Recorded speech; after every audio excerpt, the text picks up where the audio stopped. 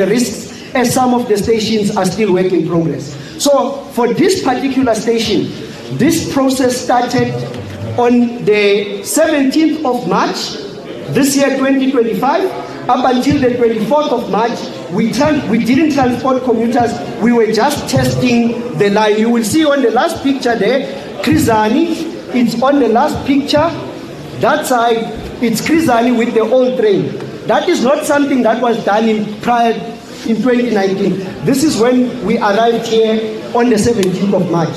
We then needed to submit reports to the railway safety regulator to say the train and the interaction of the train and the infrastructure, we believe they are in good condition. Please give us a permit to then test the lines further. We got that.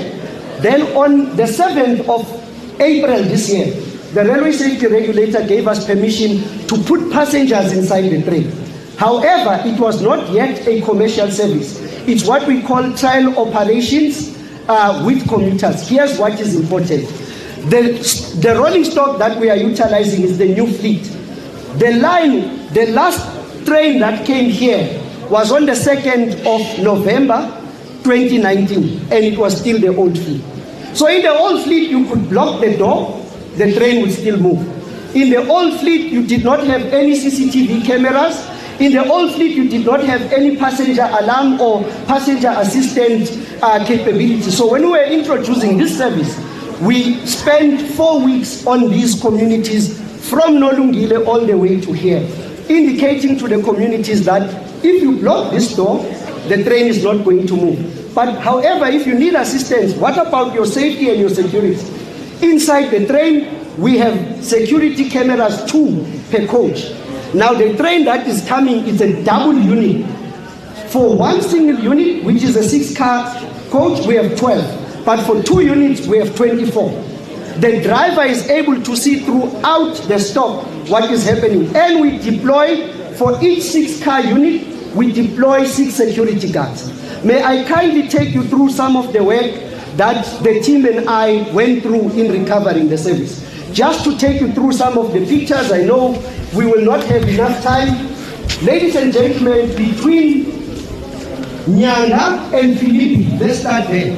Between Nyanga and Philippi, trains couldn't reach this particular station because we had segments that were leaving between Nyanga and Philippi. We went through that process as an intergovernmental organization. Then we worked together with communities. One of the key things about this project, trains are a community project. You can never fix the train without working with the communities. So we started with working with communities through a process that is called Operation Begela. Then through Operation Begela, we were able to move. We had 2,681 communities that were between the tracks. We infilled those, but 891 of those could not move. We had to find an alternative lane. We will be passing between Stock Road and Philippi Station. We will be showing you on your left. This is the lane where we relocated people. When we started working, this is the condition of the track. Ladies and gentlemen, you are going to pass this bridge. This bridge is just before Lolunga Station. We are going to pass there. This is what the bridge looks like. By the way, when we get to... Minister, this is the bridge. But when we started, this is what it looked like. There's no railway line, there's no railway track for you to see. This is what we were working with, Minister. We reconstructed this particular line. We reconstructed from the formation up. Underground, 2 meters, we had to dig to then start laying the different layers that are able, or the different soil types that are able to support the rail. Now, we were going to pass this particular bridge when we get to Nolungile Station. Nolungile Station is there. Now, let's take you through the next station that we're going to see just now. Ladies and gentlemen, from this station, please count 3 stations. Chris Hani, it's Chris Hani, Kuyasa, Kaeliki. When we pass the 3rd station, we are going to Nomkubela Station. This is what it looked like. Welcome. This is ecosystem. This is what you do. By the way, these are the platforms. As we pass, I wish you to see an operational station that we took from this. There's a lot of work that we also needed to do here. There's a lot of drainage work that we are still busy addressing. All of this we are talking, Minister, about why I'm talking about the infrastructure. May I please address the Minister and the distinguished members of the public? Why exactly are we doing this? People. Honorable Mayor, welcome. Ladies and gentlemen, why we actually do this, remembering that Prasa in the city of Cape Town, we are the backbone of public transport. Just in terms of numbers, right?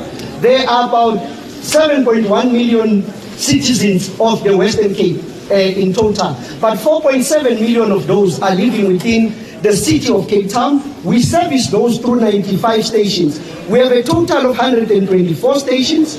We service the 4.7 million passengers, 4.7 Cape Townians from 95 stations. The bulk is in the other municipalities, or the remainder will be in the other municipalities. So what then happened? Prior to COVID, we were operating all of these 124 stations. The Honorable President says we need to shelter at home, and at the time, those that can remember, we, because of the way the train gets packed, we were then seen as one of the key vectors that would be spreading COVID, and then our services were stopped. When we opened on the 7th of July, Minister and ladies and gentlemen, we could only operate 7 of the 124 stations. By September of 2020, we could only reach 13 of these stations. We then in earnest started a recovery program. The recovery program is what you see here, recovering a station, recovering the line from 127, being only able to operate just 7. Honorable Minister and ladies and gentlemen, as we speak today, there are only 3 stations that do not have train access. From the line that is going to Captain's Lab, that would be Lente here, Mitchell's Plain, and Captain's Lab. We are pushing, Minister, to have those last 3 trains, at least in the Western Cape, to have access by July of this month. There are already teams that are working there. It would be amiss of me, ladies and gentlemen, not to thank one of the key contributors within the Prasa team that we have in the region. Mr. Yaku Cupido, we will go to the last picture there so that I can show you the contributor of the leader of the engineering teams. There is a specific reason why, Minister, I am singling the Cupido out. Mr. Yaku Cupido, the team is much bigger than this. This is just a photo that we got. Last week on Friday, the Auditor General was in the region. Now the Auditor General is in the process of validating, 1, the complete work that we have done, and secondly, the work in progress. Now Mr. Cupido and 2 of our Auditor General colleagues, they were traveling between Stellenbosch and Brackenfell. Whilst they were traveling there, they were involved in an accident that unfortunately was fatal on the other vehicle that they collided with. Mr. Cupido was hospitalized together with the 2 colleagues from the Auditor General. I am pleased, Minister, he will not be joining us on the train trip, but he's currently amongst us here, just to greet the colleagues so that he can see that the work that we've been jointly trying to get since 2020, right? He has come through just to greet the Minister, and from there he will be returning home. He's been discharged. He's been telling the doctors since last week Friday that he wants to be discharged. We tell him he's hospitalized. The first thing he's asking for is, where's my reflector tank? Mr. Cupido. Where's Mr. Cupido? Where's Mr. Cupido? Can please, Mr. Cupido, Come forward. come forward? Yeah, it's coming to the camera. Yes, yes. Big boss.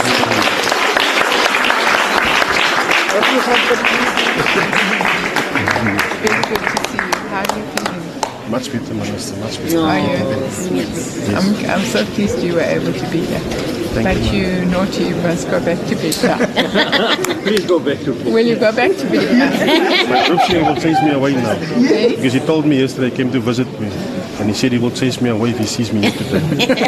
But I just came to say, show my face, Minister. Well done. Thank you, Minister. Well It's a pleasure. done. And I'm really sorry this happened to you. And I hope that you will recover well. Thank you, Minister. Please go back and rest. All right. Thank you. All the best. Thank you, Minister, and thank you, ladies and gentlemen. Now, the work that we are doing here, I needed to indicate that we actually work for the people, right? Let's then talk about Central Line in terms of commuter patronage and numbers, right? In terms of this particular line, at its peak, we were operating a train every 10 minutes on this particular line. We run on peak hours, we were running a train every 6 minutes just to ensure that we have 10 trains per hour that are going towards Cape Town. That's 10 trains per direction. With those 10 trains, we were able to commute. There are two other lines. It's this line, the Captain Step line, and the Sarepta line. These three are what form the Central Line. We were transporting 350,000 passengers per day, out of a total of 744,000 passengers for the whole of the Western Cape. So you can see the sizableness of this particular corridor and why people specifically need it. And just to indicate, remember those that are Cape Townians, just to indicate to those that are not Cape Townians, Cape Town is structured this way. There are four, what they call development zones or service delivery zones. You have what they call the north, the south, the east, and the central line. So the central line is where people live. On the southern corridor, that will be from Cape Town to Muizenberg or Cape Town to Simonstown through the Muizenberg line. That line is actually where we have industrial CBD in Cape Town, but you have other CBDs in Claremont, Newlands. This is where people are working. Now, when you look at the Cape Town towards Pinelands or the Nabeni side, that's the industrial area. But if you go further down from Cape Town, Belleville, and you're going all the way to Wellington. Again, Wellington is another CBD, but what's important is from Belleville is a CBD, you have Stetland, Brackenfell, Aikenfontein, and Gryfontein. All of these are industrial zones. But people don't live there, they live here. So it's very important for us to connect people to opportunities. As much as opportunities are all over, this is why we are celebrating this particular opening today, to say we are connecting people to opportunities. So ladies and gentlemen, as I'm standing here, I'm not certain who's managing time for me so that we are able to go to the platforms and we are managing some of the work that we have done.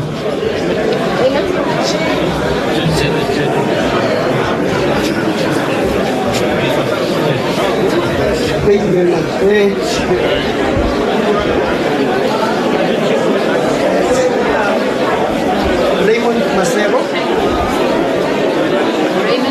And you are the Regional Manager for the Western Cape. regional manager for the Western Cape. Thank you.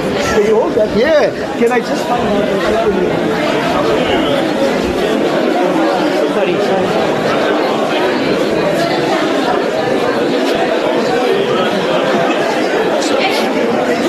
I don't know what it's like about last year. Not anymore.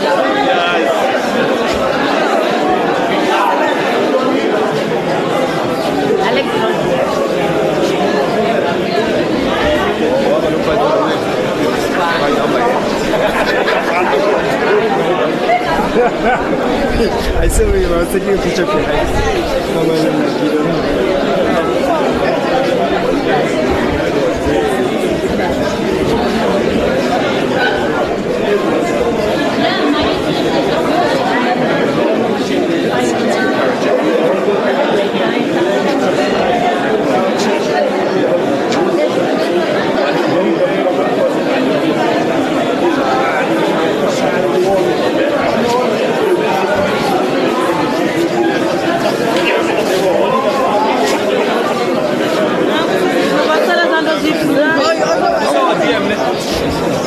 Etienne.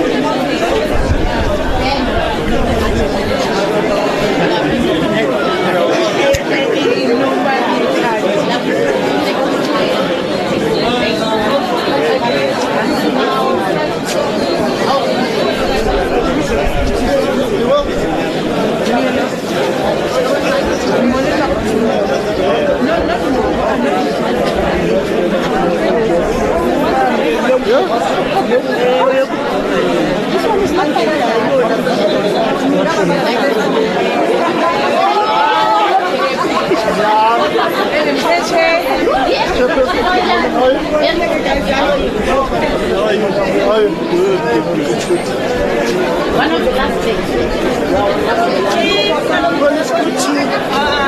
The progress from another bunch of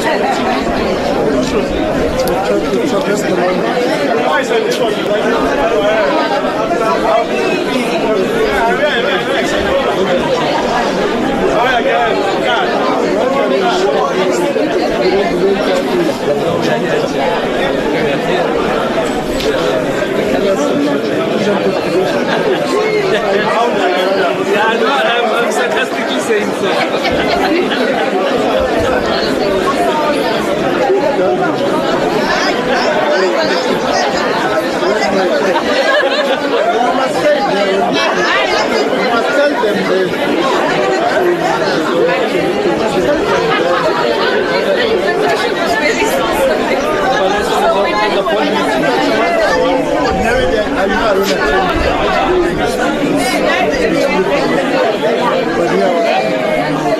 knowing the journey.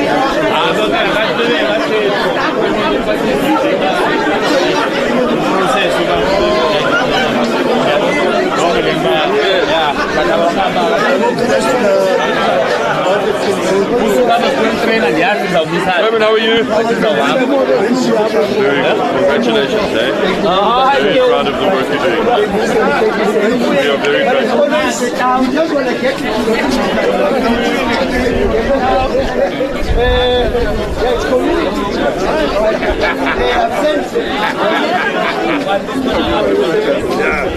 Dealing with a lot, eh? He's dealing with a lot,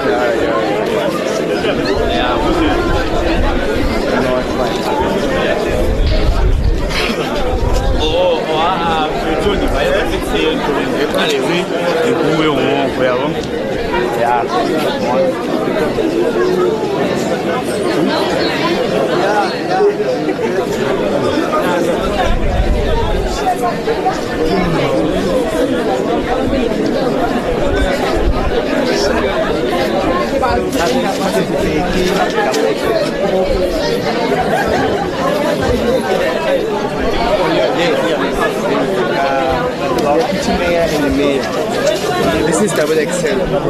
Okay, perfect. Thank you. Thank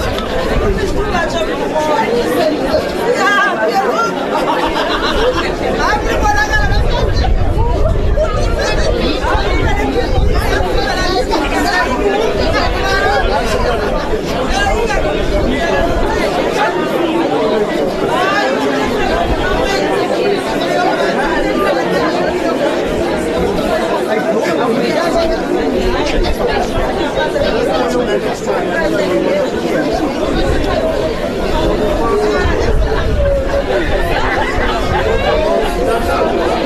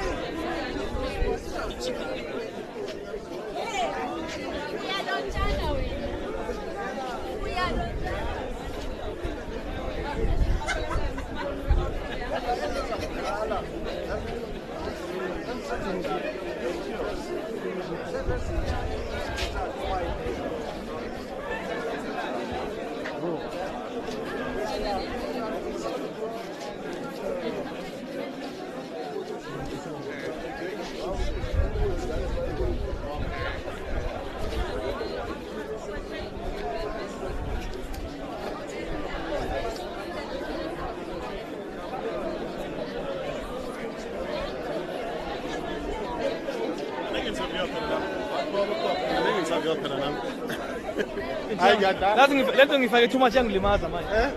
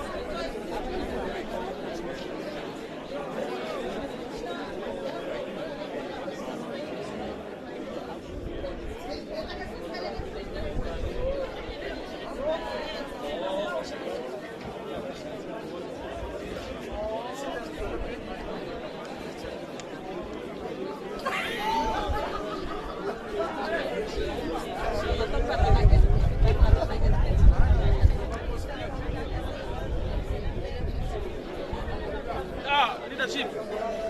Yeah.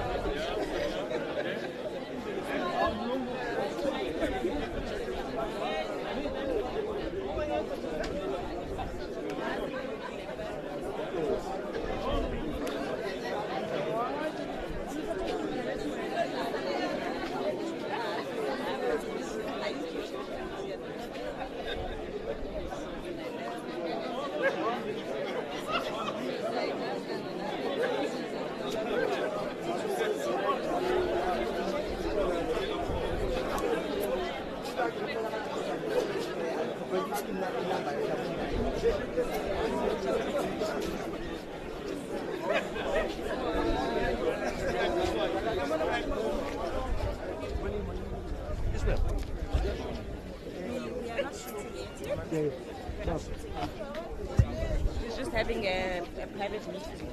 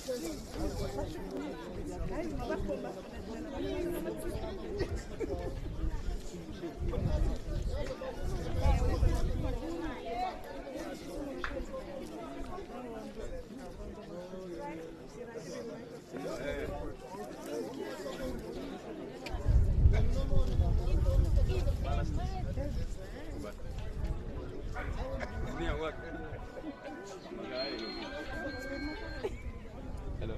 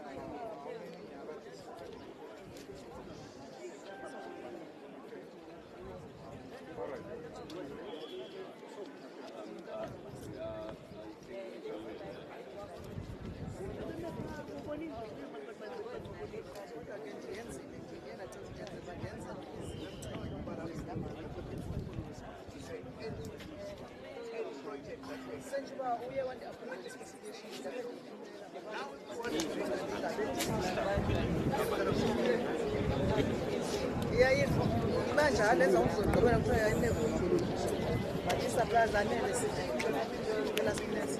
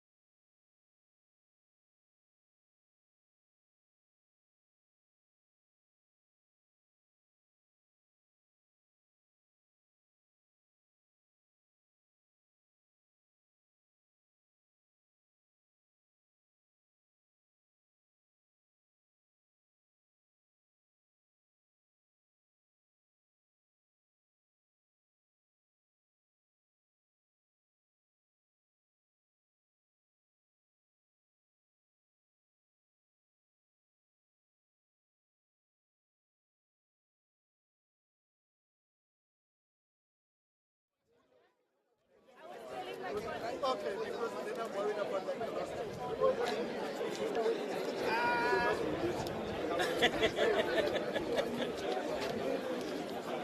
No, Malaba, Bafuna this one be under this thing. Under here. Yes.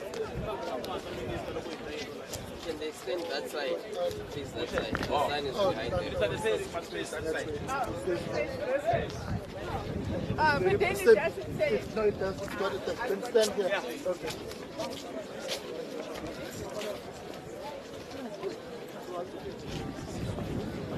Oh. So it will be 15 minutes. No, it's now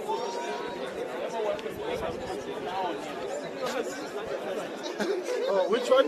This one. Okay. Okay.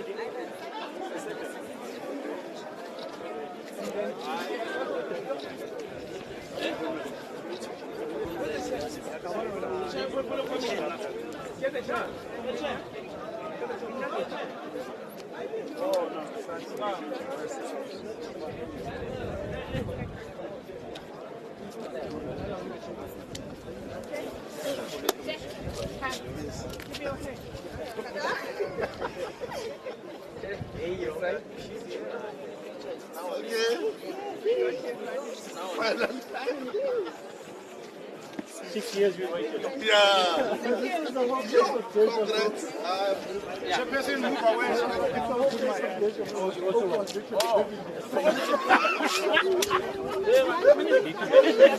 No,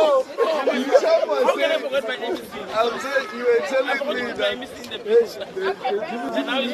Who's the other? I was living here, bro. No, we had to come up here. No, we could take a hide. Let them be careful of this one. No, I'm issuing a statement. Oh, sorry. I'm going back there and Okay, when you say Prasa, you end up with a smile. Let's try.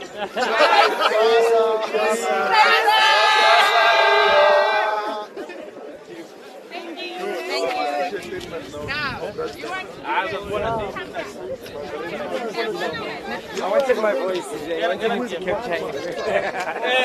CO. You know, it's good. I've got phone people. The chair.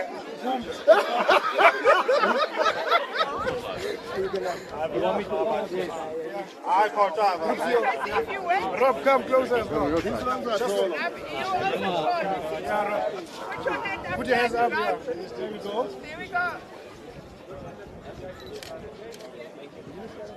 We don't want short.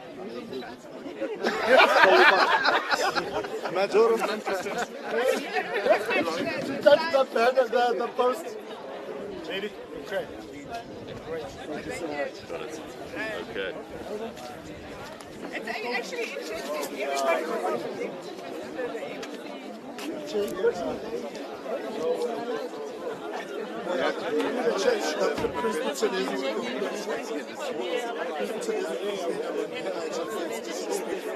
And you would feel so eventually what they said. I'm finding This in the watchtower. I see everything coming.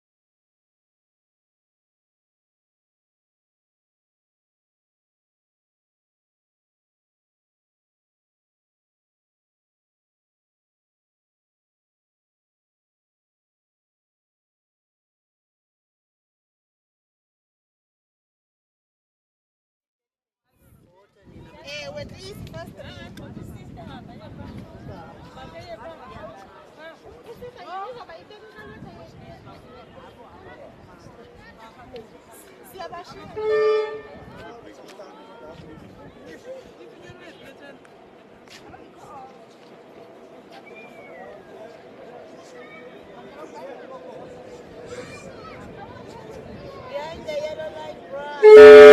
Behind the yellow light, bruh. Behind the yellow light.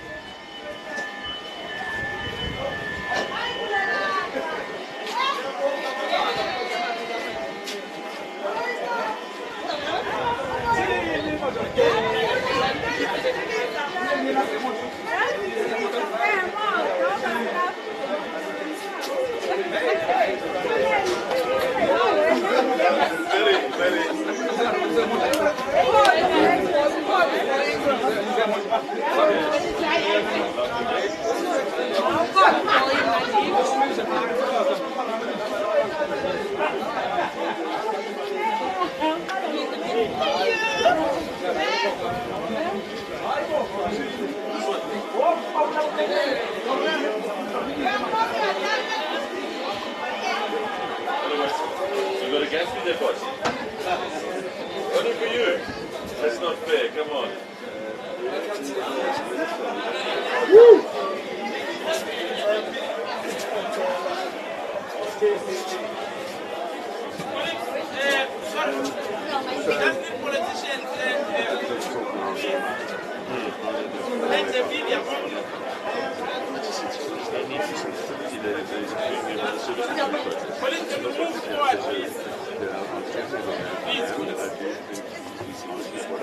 Mayor, you can come this side. Police, let's move along to the other part. Just in the media.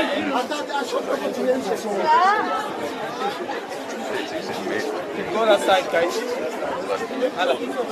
And guys, with all due respect. Political principle, it's fine.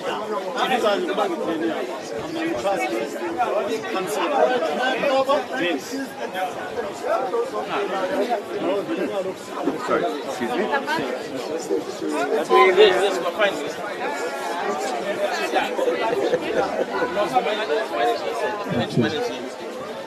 Mayor, you can come.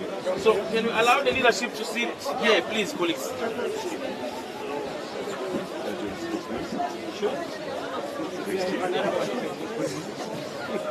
Let's make sure that. I'm alright.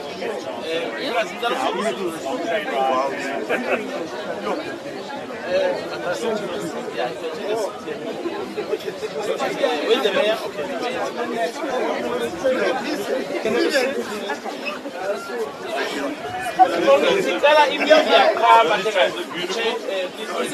Okay, we'll need space also.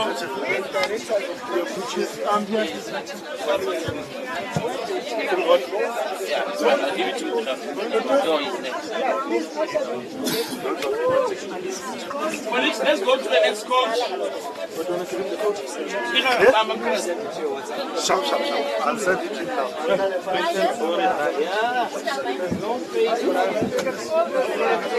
Yeah, it does airport. I was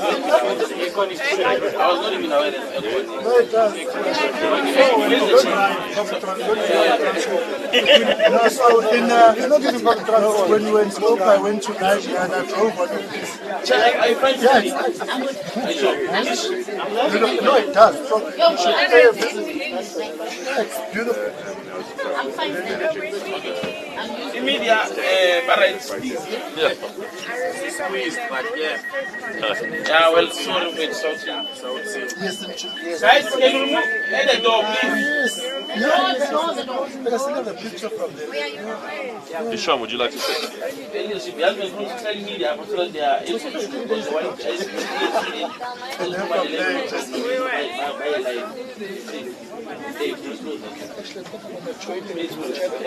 media.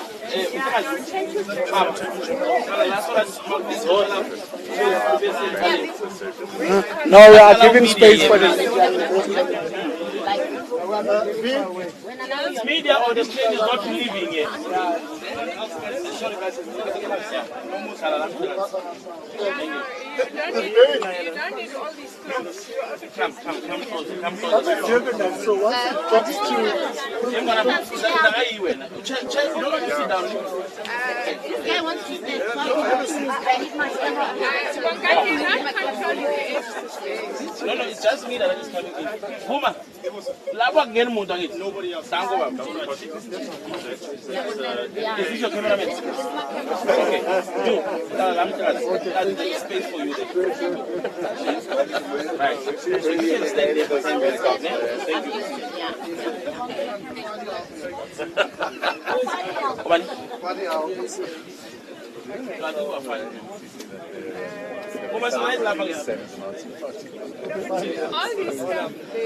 Very appropriate. It's our media team, social media people. Everywhere. Just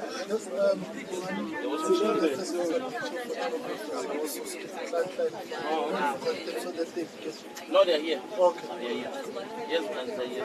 Where are you going to? I think you No, yeah, I'll be, yeah. I'll be.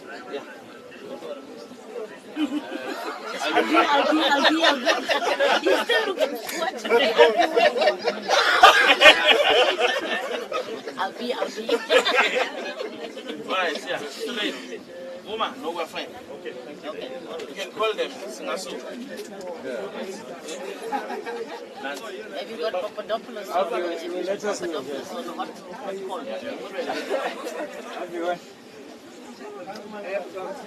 Sweet that.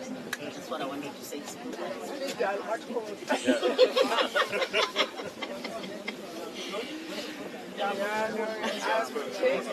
You're going to be hell of a kid. Yes. So you are the BBTs. So just don't try to say things that you don't know.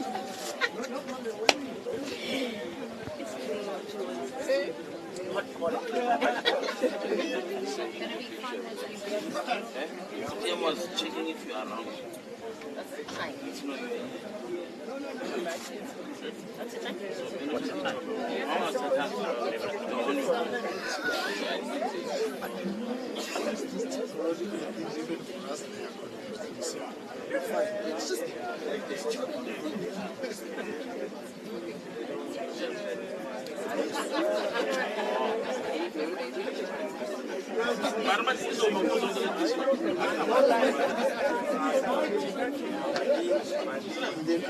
Sadly, it's just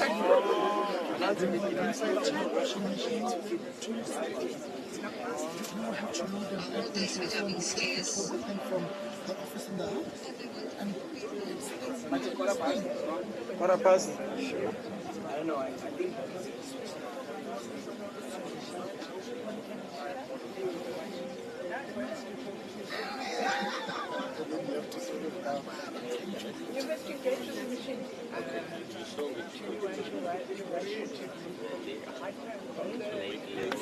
just watch the damn thing.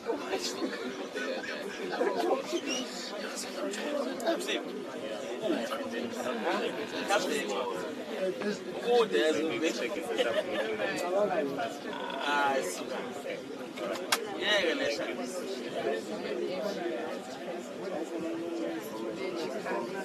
Because was actually.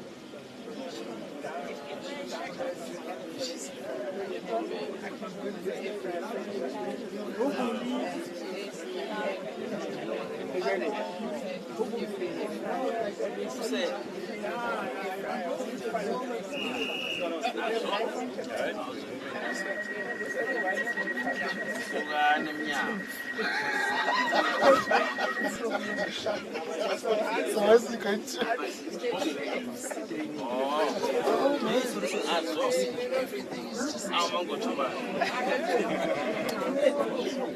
Yeah, I must appreciate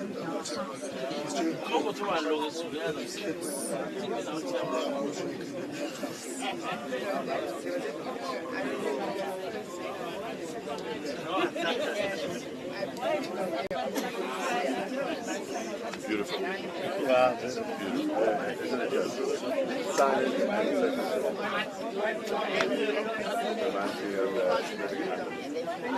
Really amazing. She's a beautiful, huh?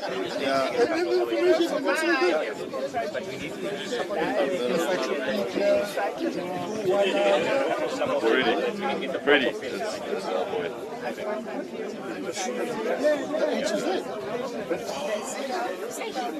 Yeah, he is, yeah. It doesn't stop him from snoring like this pig.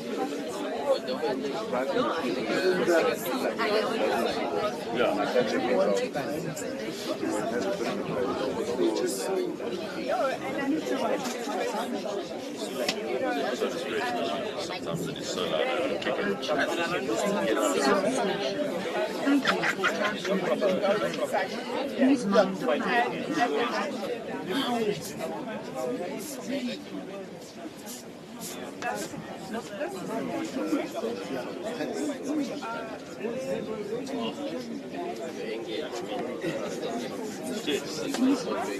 So you said it.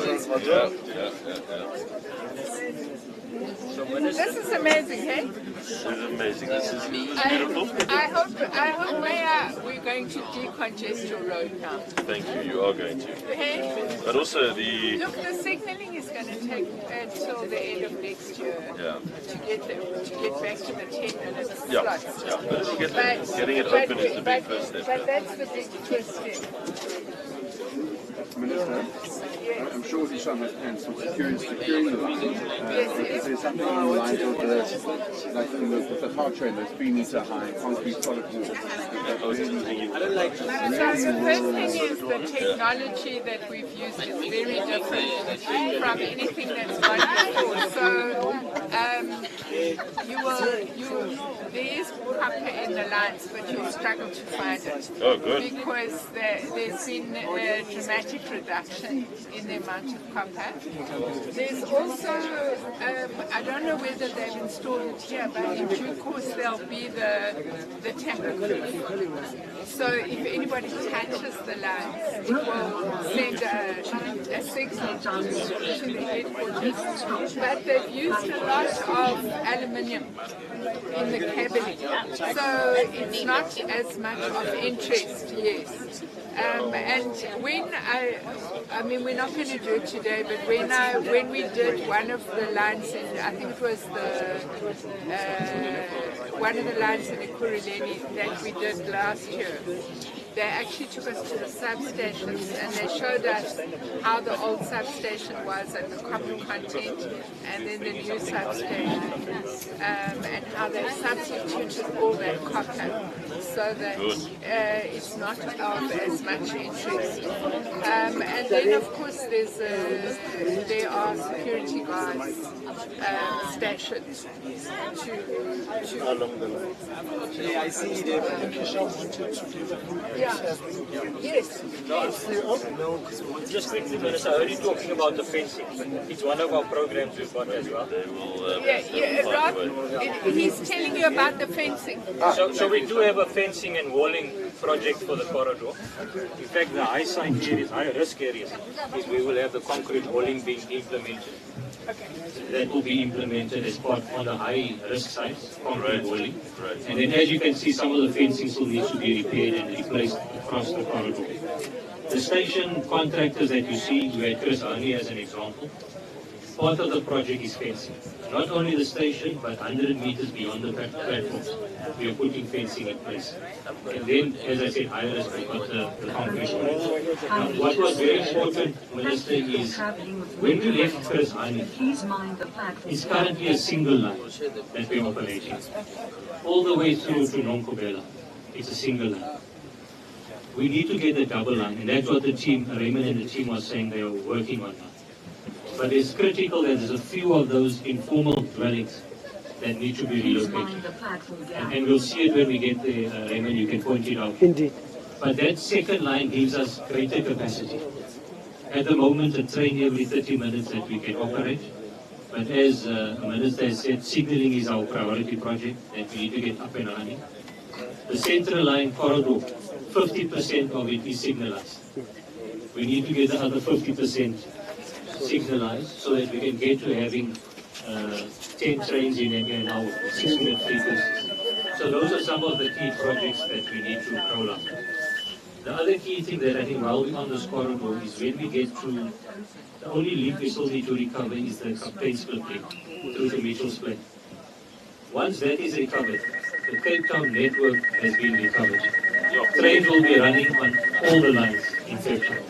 The focus then is on optimizing frequency so that we can get in the peak trains every 5-10 minutes, in the off-peak 20 minutes. And that's what we need to get to. Raymond indicated earlier 750,000 trips daily in Cape Town. Minister, we convert that to vehicles and you can see the congestion. I was saying in the parliamentary the other day that for sure one of the badges Cape Town does not like is you are the most congested city in South Africa at the moment. And we know the role that rail has to play as part of it. So that is what we need to do. This corridor alone, 350,000 trips is what we did. We're sitting now at about 30,000. Yes, sir.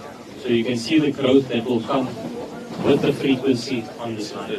But I want to ask Raymond to just point out some of those key things that the team have done, including the drainage issues that you can see that we need to address, that we need to deal with as part of this project. Thank you. Thank you, Group CEO. Ladies and gentlemen and Honorable Minister, we are now between Kailicha Station. As soon as we pass Nonkubela, you will see on our right, there will be a substation that we have rebuilt from the ground up and in conjunction with Eskom, because Eskom also had to come and do some work. So the station that we are going towards to, it's Nonkubela, it's the one where the water was all over, Minister. It's everything green and there was no platform. That's the station that we are going to. There are 2 footbridges in this particular corridor that we need to work conjointly with the city. As soon as we put a wall, this is the first one, we then need to ensure that people have a safe crossing. Then we will come closer to the one that is by the station. So we are able to put a wall here. This is also the difficulty about fencing the railway line, is because you now divide communities. Now we say to the communities, we are run, there's the second one, we are very close to the station. So, station. Thank you for traveling with me. This is also one of the critical factors that we have put in terms of travel or of passenger experience. The station, when you look at the display board, there's one at the back here, it indicates this particular station and 2 more after it, so that the commuters are able to then orientate where they are. This is the work of the station that we've done from that footbridge all the way here. We were doing a subsoil drainage system. You can see all of the sleepers that are discarded. We had to put in brand new. This station, we are still proceeding with the work because we are not done here. There is a lot of drainage that we then need to do, especially on our right-hand side. So, Nonkubela station, it is operational. We are picking up passengers on a daily basis here. The keynote about Nonkubela station, it is that in the Western Cape, when you look at PTIs, public transport interchanges, right? The biggest one is city. The Comprehensive Integrated Transport Plan. It lists all of the key interchanges, as there's 24 of them. Nonkubela is on number 3 because there is a taxi rank on that side. So this is bigger than Melbourne? Also from our railway perspective, Nonkubela is a critical junction. On your left, you see where we have done, that is an open cut drain that we have done from the station.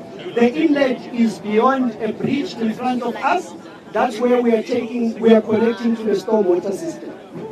So all of this was underwater. We had to excavate 2 meters to then start putting different layers up. So you put different layers of soil. Yes, the inlet, we have just passed it over there.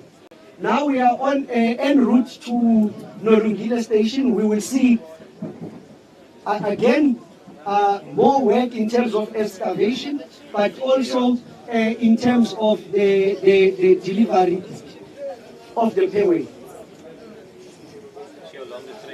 can see, eh? Yeah. How many? It's a 12. It's a 12-coach train, a single coach, like a single unit, we call it an EMU. It carries 1,200 people, but it's really around 1,250 people. When we put them together like this, they carry 2,500 people. These trains, in terms of capacity, they are largely bigger than the trains that we used to have. As an example, on this line, we used to have 14 coaches, 14 units, 14 coaches that we used to run on this line. And each coach used to carry about 150 people. So that would translate to around 2,100.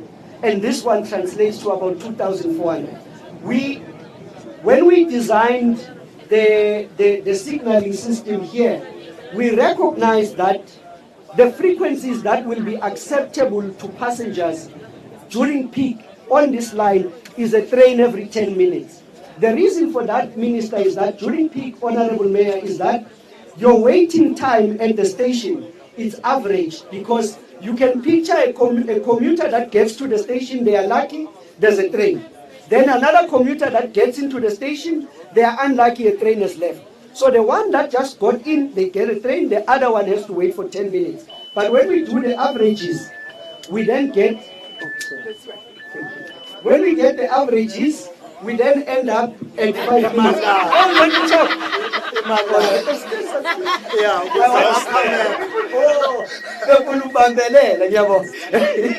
So the average waiting time of 5 minutes, the vision that Prasa has, at least in terms of passenger service, now not the recovery but passenger service as we want to run it, we are foreseeing a situation where you are able to sit in your office. Raymond, just let's take a pause. Just so Colleagues, can we just ask if we could tone it down a bit? The Minister will be taking an interview live now. Thank you very much.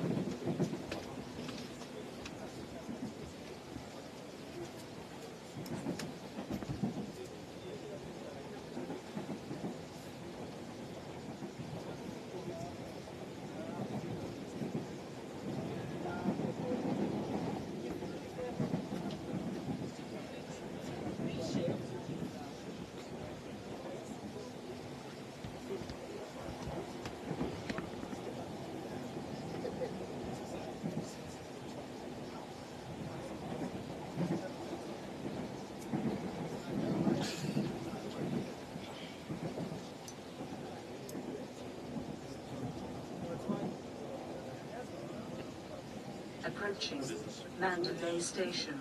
Thank you for traveling with Metro Rail. Please mind the platform gap.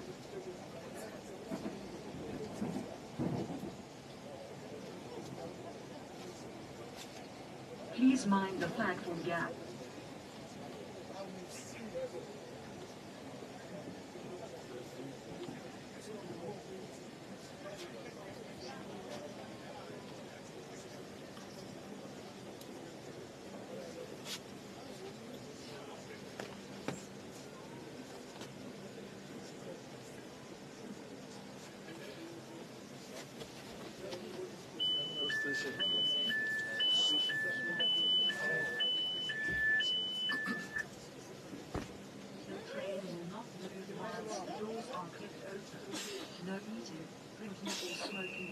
Can we go on with our tour? This is Mandalay. How long?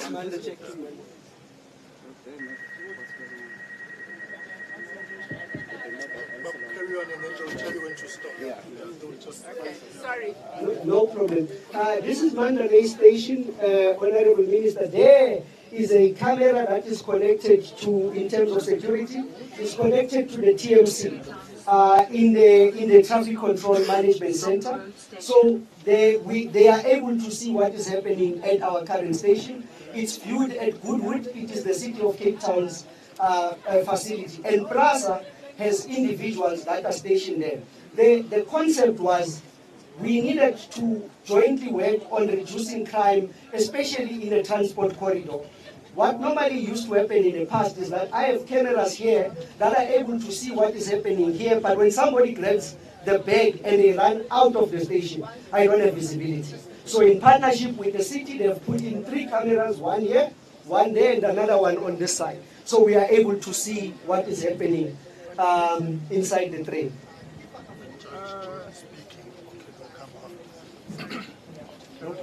So now we are approaching Stock Road Station. We have done a lot of work at Stock Road Station in conjunction with the communities. But the key about Stock Road is the communities that we couldn't relocate, that were located between Nyanga and Philippi Station. 891 of them, we've moved them to the left-hand side past the station. So as we are now entering the station. Once we pass the station, I will then indicate this is the community. The area is called Loyiso Village, at the moment named after the late Mr. Loyiso Nkohla. Please mind the platform gap.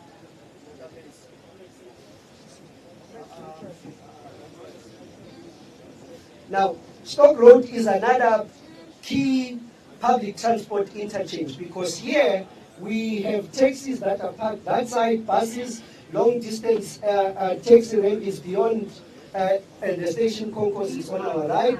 So it's very important for us to connect people to this particular node.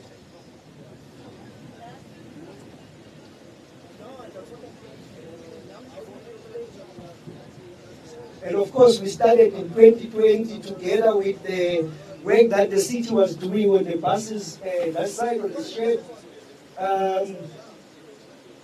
The reason we knew that we were working together is because yes, we had challenges in terms of how we dealt with extortions in this particular area. Our project was stopped, the city's project was stopped, so we also lost some 6 months trying to organize and just how we intervene with the security cluster that would assist us. So it hasn't been easy really to work, not just the physical infrastructure recovery being difficult or the community's engagement, but also the crime element was really problematic. But we overcame that and we were able to recover the service. Just the site beyond us, that's the project that the city was doing. I see also very great progress. When you look on your left, this is where we have relocated the communities to. This is an ESCOM site that they are building a substation here, but beyond the substation is the Loyiso village. Now, what you see inside the ESCOM yard, it's what the land looked like when we identified it and we needed to prepare it for the people to come in here. You may ask, but why would you have barren land like this? What were you doing? This used to be a connection line to the Philippi yard.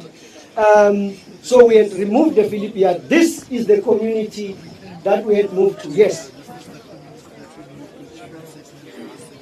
Indeed, 900 families. 900 families. Indeed. And in his previous job, deputy mayor was very hard. Deputy minister, my apologies. So deputy minister was very yes. Hey, Masam, when are you moving? I used to wake up in the middle of the night with that thought. I can't go to Scopa with that. Thank you very much. That jolted us to move. Ladies and gentlemen, we are now approaching Philippi Station. We are now approaching Philippi Station. That used to be the lines that led to the Philippi yard. We had a capacity of, indeed, those, yes. That was railway lines. Indeed, indeed.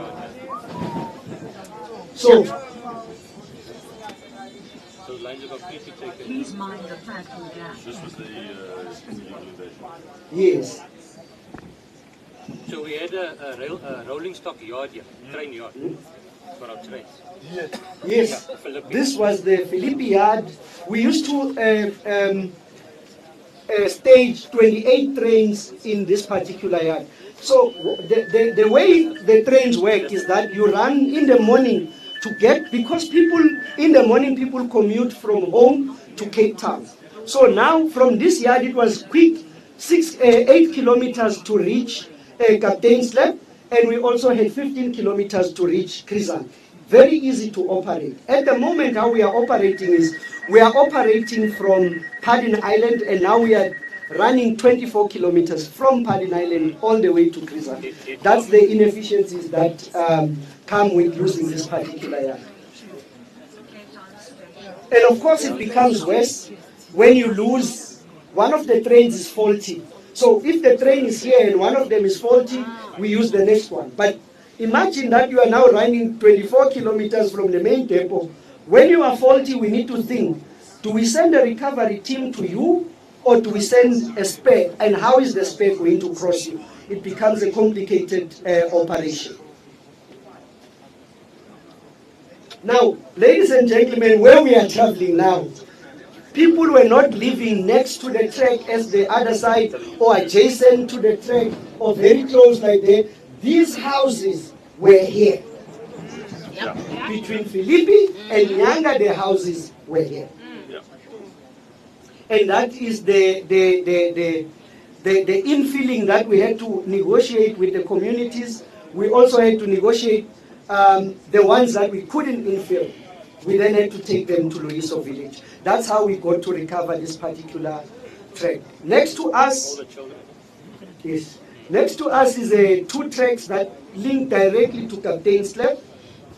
At the present moment, how we are we plan to operate Captain's Lab.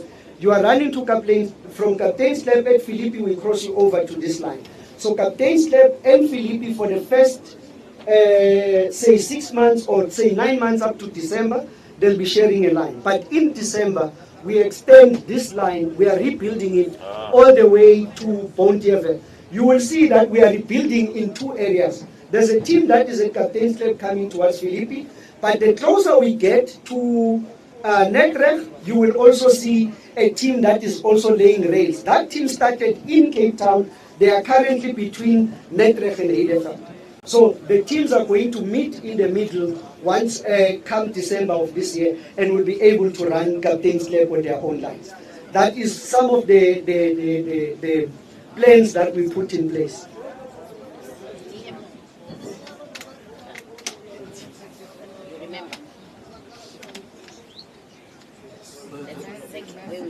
Yes.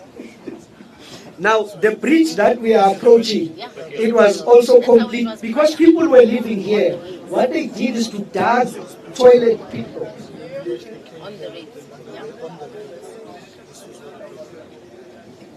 Indeed, Minister. Indeed, Minister.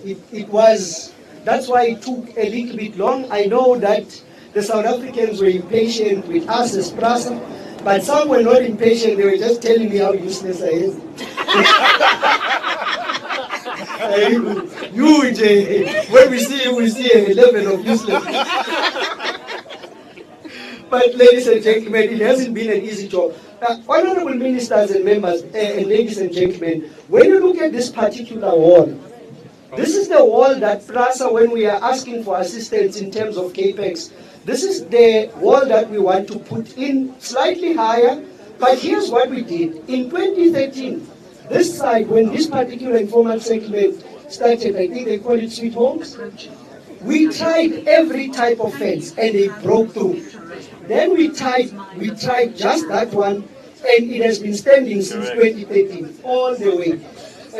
Now we say, this is what we are applying for, where communities are too close to the railway line, so that we don't experience what we experienced at Philippi. Prasa needs to put this type of a wall slightly higher at 4 meters. This one is standing at 2.6, and you can see somebody builds a double story and is able to throw everything aside. We are now entering Nyanga station.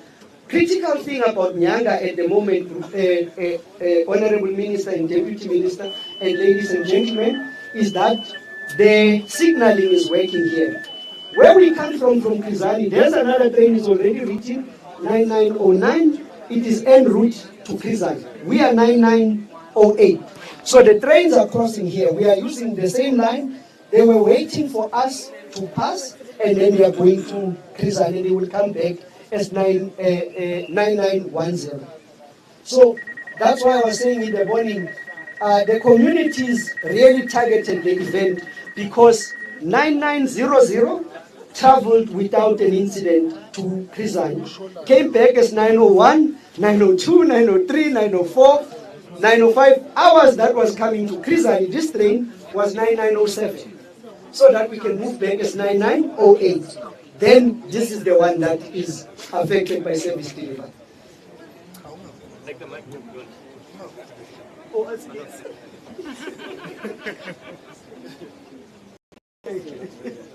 Yes. Now we are moving past 2 stations that are still under construction, ladies and gentlemen. The first station that is under construction is Heideveld, and the station thereafter will be Netrecht. Heideveld station, we had a contractor here, and unfortunately, the contractor, due to extortion, we went through a lot of discussion with them, they abandoned site. We have now appointed a new contractor that will be returning Heideveld by the end of September for us. We just concluded the contract of this particular contractor within this month of May. The next station is Netrecht. Netrecht station is not yet completed, but the contractor is on site working. Bontjeville is the 3rd station that will not be working, but the contractor is concluding there. Practical completion is foreseen in the end of June, but according to the program that we have, they should be able to reach practical completion within the first week of June.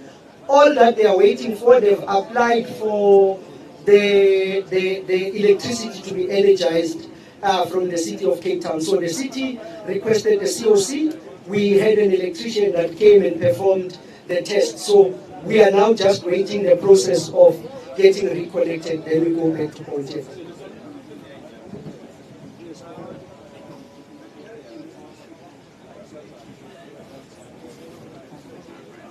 Services are finished. So what about maybe just want to make one comment.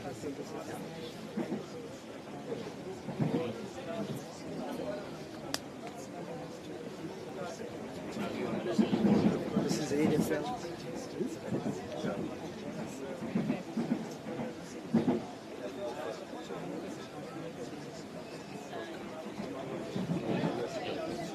Melissa, just maybe one other point on all the construction that we had on the site. I think it's important because it also falls under your ministry. Part of the per-way reconstruction, we utilize Transnet, the rail network construction division. So we've got that capacity, skills and expertise internally in the ecosystem where we have rebuilt many parts of this network. So where Raymond pointed out we had to do the drainage and rebuild the lines, we use Transnet, the rail network construction division, to undertake that. I think it's good to mention it falls under your portfolio. Thank you, Minister. Actually, next to you, there's the rails minister and the sleepers. This is what Transnet does. They take the track from nowhere, it is just a plane. Everybody that works here, this line that they've recovered from Cape Town to here, that's Transnet. This is the team that you see working here, is the team that is now recovering the Captain Step line, and that's Transnet from Cape Town, and the other team of Transnet is coming from Captain Step towards Philip. So this team should meet by December of this year. That is our game plan. You know what, they still Yes. And see these little remember clips that anchor the line. Everything was still there. Hundreds and hundreds of kilometers. So what it means is when a plan needs to be So we do about 1 million rand. We're spending a bit like 4 million rand. And we're also starting to move to the aluminium cable. Hi, Jenna, I'm sorry, what's your thing with me?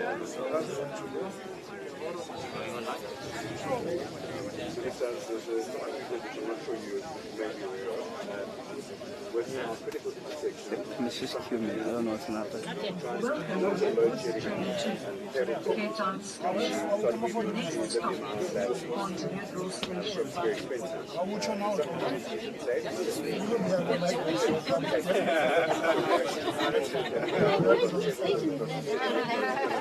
Pontevedra Station.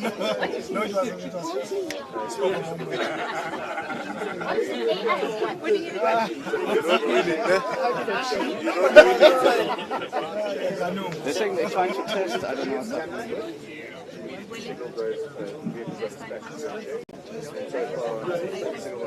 Continue. So the next station that we are going to is Bontevel. The reason Bontevel is very critical is that when you are going towards the CBD in Belleville and you are going towards Kraaifontein, the other industrial areas, the communities that are coming from Central, they change at this particular station. So this particular station is the Central line, there's 4 lines coming in, but there's 2 lines that are traveling there.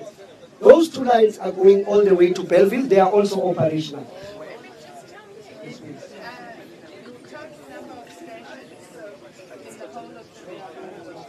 We have the total number of stations in the Western Cape is 124, of which 95 are in the metro. Okay, and of the 95, only 3 are not working. Only 3 are not working. Only the 3 that we are pushing so hard to get in by the end of July to be able to have commuters also running there. So the construction work, the team, once they complete, the part that we then never speak about is because construction says, Raymond, we will be done by the first week in June. I say, thank you very much, but remember, I still need to do the regulatory processes of running trains and then running trains with people and test, submit reports. All of those are very necessary because in order for us as Prasa to also build confidence that are the trains safe, when people ask, are the trains safe, the engineers within Prasa will say yes. But we go one step further and say, there is an assurance process in the railway space where we get the railway safety regulator. As you can see, this station, Minister, this is Bontevel. There was nothing here. On the platforms, there was nothing on the platforms. The station itself, anything that was metal at Bontevel was gone. Now, we are approaching. Even things that are not metal. Yes. That's all the bricks even. Absolutely. Absolutely. Hey, now we are approaching, after the bridge, we are approaching Hlengwa. This is the foundation. Now, Still everything.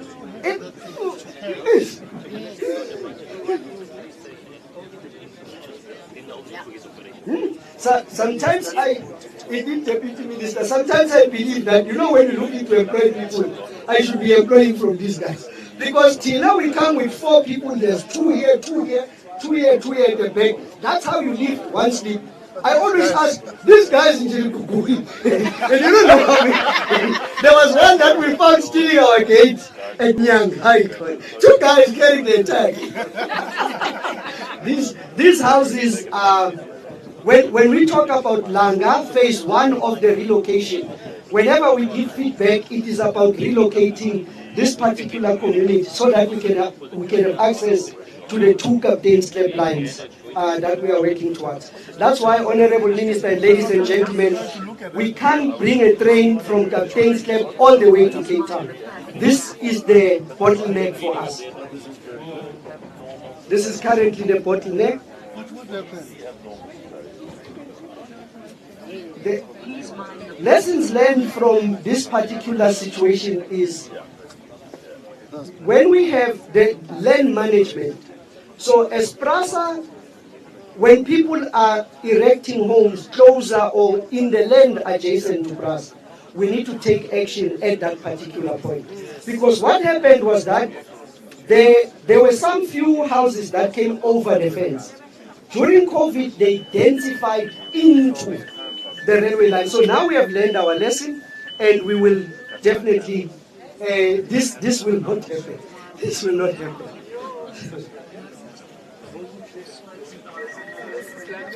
This is Hlengwa Station, Minister.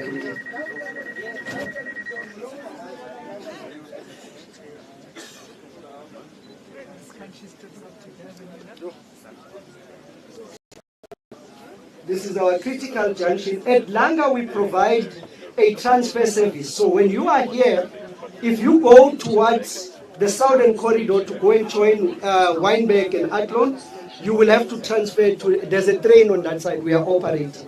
But we also provide access to the industrial area that is here at Ndabeni and Pinelands. So we have a line that goes directly to the southern corridor and a line that tends to end at Maitland here in order to support the people that are working on the other side for the central line. That is the difficulty at the moment. In the past, we used to run the train straight through from the Captain's Club line to 10. Now we have to ask people to transfer at Hlengwa. Raymond, those Yes, roofs that we just saw are very nice. Are the other stations also going to get those roofs? No, absolutely, absolutely. The working that we have done, especially on the passenger safety and comfort, we try to recover the stations. We had what we call 8 elements that we were given by the railway safety regulator. Ablution facilities, the platforms must be clear, platform lightings, you must have water that is running, and mess rooms must be done. So we focused as Prasa on these 8 elements in order to get the stations back. But for the stations that we have returned, we are now going back to do the appropriate work in terms of also passenger waiting areas and all of that. We are partnering with this. There's still a memorandum we're working with the Department of Mobility. Plus with the city we already have one, but with mobility what we want to do is in the areas where you have PTIs, public transport interchanges, we want to start there. Let us fix all the PTIs so that somebody that leaves the train can't leave the platform with lighting, but it travels through to a taxi area that is dark. When the commuter is robbed from home, but they are robbed between the taxi and the station, they don't, for them, the journey is ruined. It doesn't matter whether it was Prasa that did it or it was between the area, it doesn't work like that. That's why our partnership is very, very important. And we will start at PTIs where we are all present. And then Prasa can focus where the stations are not PTIs, we can ensure that we have all of these. Now the big development is Conradi development this side. Conradi development. We missed an opportunity here, but Prasa has a project, a mutual station that we have already awarded this year, but of course we are managing what we want to do, ladies and gentlemen. This is a development that does not have parking. Very few limited parking areas. They are outside on the street that is going in there. Then you will see our station is right here. Now we want to create a walk path, a safe walk path for the Conradi development areas to come and access our mutual station. So that's why we are upgrading our mutual station. There are some plans that we have done here to ensure that the station is not only upgraded and we also upgrade outside. Because this is the headquarters of Old Mutual behind us. So there's 5,000, 5,500, 6,000 people that work here. So this station is very busy just from their staff. But once that Conradi Park development is full, you're going to have 3,500 families living there. So this is going to be a very busy place now. Absolutely, absolutely. And this is where, in between where you see the taxis, that is now a PTI that we need to formalize. Because we would be expecting people that will be living at Konradi to come there, people to get off at the station, but how do they safely get to their homes? That's something that we are working on. But this particular station revamp, that has been awarded already. So we are hoping that we can get all of the plans that we have, we can implement them from this station. Someone say, what is PTI? Oh, Like public, sorry, Chair, public transport interchange. Thank you, Chair. I missed that because after introducing the EMUs, the old guards, the guard used to go outside and then blow the whistle. Now the guards are operating from the inside and they are pressing, hearing the reminds me of I know we are ready to depart. We are going towards the conclusion of our journey now. The next station is Easterplat. From Easterplat, we are going to be, we'll stop at Esplanade, then we are into Cape Town station. So there's only just 2 stations left before Cape Town. Raymond, let me just make one point. Because we're on this corridor, emphasize another important point, Minister, is while our focus has largely been on recovery and rebuild, modernization, optimization, our attention now also starts to shift to expansion of the network. Yeah. Because for 30, 40 years, cities have grown significantly, expanded. We've not expanded our network. On the central line, why it was also critical is a future corridor referred to as the Blue Down railing. And without getting central line up and running, you can't do Blue Downs. Just in terms of development that had happened in the city, but also as and so forth. Those traveling from the south, Wynberg and so forth, if they're working in Belleville, and you're taking rail as your main mode of transport, it's a cumbersome journey. By having Blue Downs rail link besides servicing areas like Gulf and all of those areas, it also allows better connectivity and operational flexibility in the region. So that focus now on expansion on some critical corridors, it becomes a key thing. And in line with some of the things you are driving, Minister, through the RFIs, that maybe the next round, future rounds, we start looking into that as well. Indeed. The manner in which we stop the driver is reacting to something. Ordinarily, when we leave from station to station, this train normally moves from station to station. We no longer stop between the stations, so the driver was reacting to something in front of him. Now, the other good news about this is, after this trip, I will be able to go and download the footage of this journey and then review and see what the driver saw. When we have an accident at level crossings, that are usually the challenge for us. As railways, we always had a problem that once the accident happens, we are unable to review how did it happen, what other additional steps do we need to put. That's why we put cameras in front of this train and at the back of this train. So as we are traveling, apart from the cameras that are here, we have 2 cameras that are recording the journey. Now we are able, when we have a level crossing accident, to then provide to the investigators footage of this is what happened, but what we then use it for, especially on the Southern Corridor, Minister, you will see that every month, without failure, we go to one of the 16 level crossings that we have, and we do campaigns. The way we choose those campaigns, or the way we choose those level crossings, is because we view several of these footages and we realize they are not complying here. The flashlights are on, the train is coming, but the motorist still moves.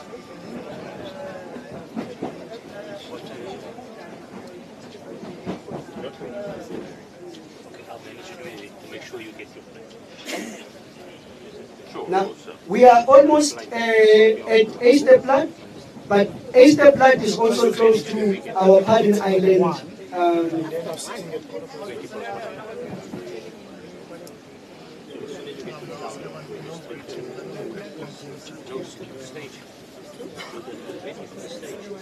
Oh yeah. There's a setup. Now, on our left, we will be passing the staging yard where we keep all of the trains at the moment. We have three staging yards in the Western Cape. It's Padding Island, it will be on our left, Salt River, and the other one is Fairgrove. We have, at the moment, we have 76 train sets in the region. The total allocation out of the 600 for the Western Cape is 197. So the line that is traveling there is the entrance line to the yard. So at the moment of the, we have 76 of the trains that we have. During off-peak, you will see the trains, they come and park here. Overnight, they park here. Now you ask, how do we get, this is the 24 kilometer I was speaking about. The trains would have to leave here, run 24 kilometers empty to Prasa, not closer to Philippi Yard as we used to do.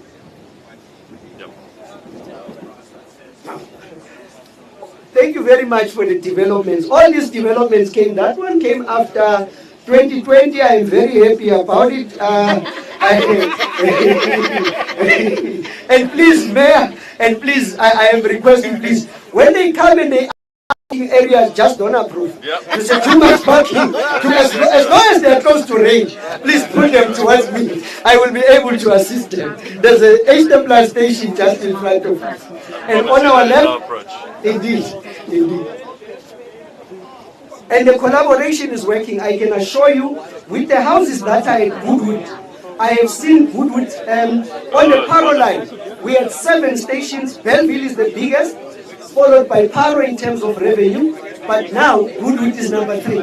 And we believe that Goodwood is going to overcome Paro because of the development.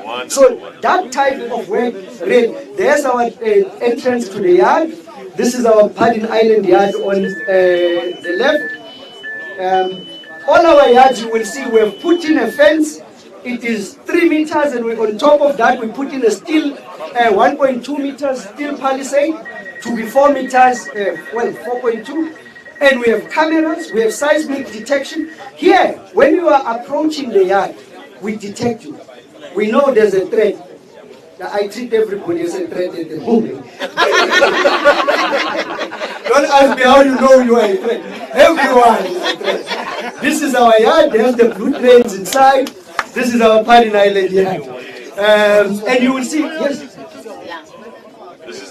Here's the trains. This is during off-peak, our trains come in here for maintenance.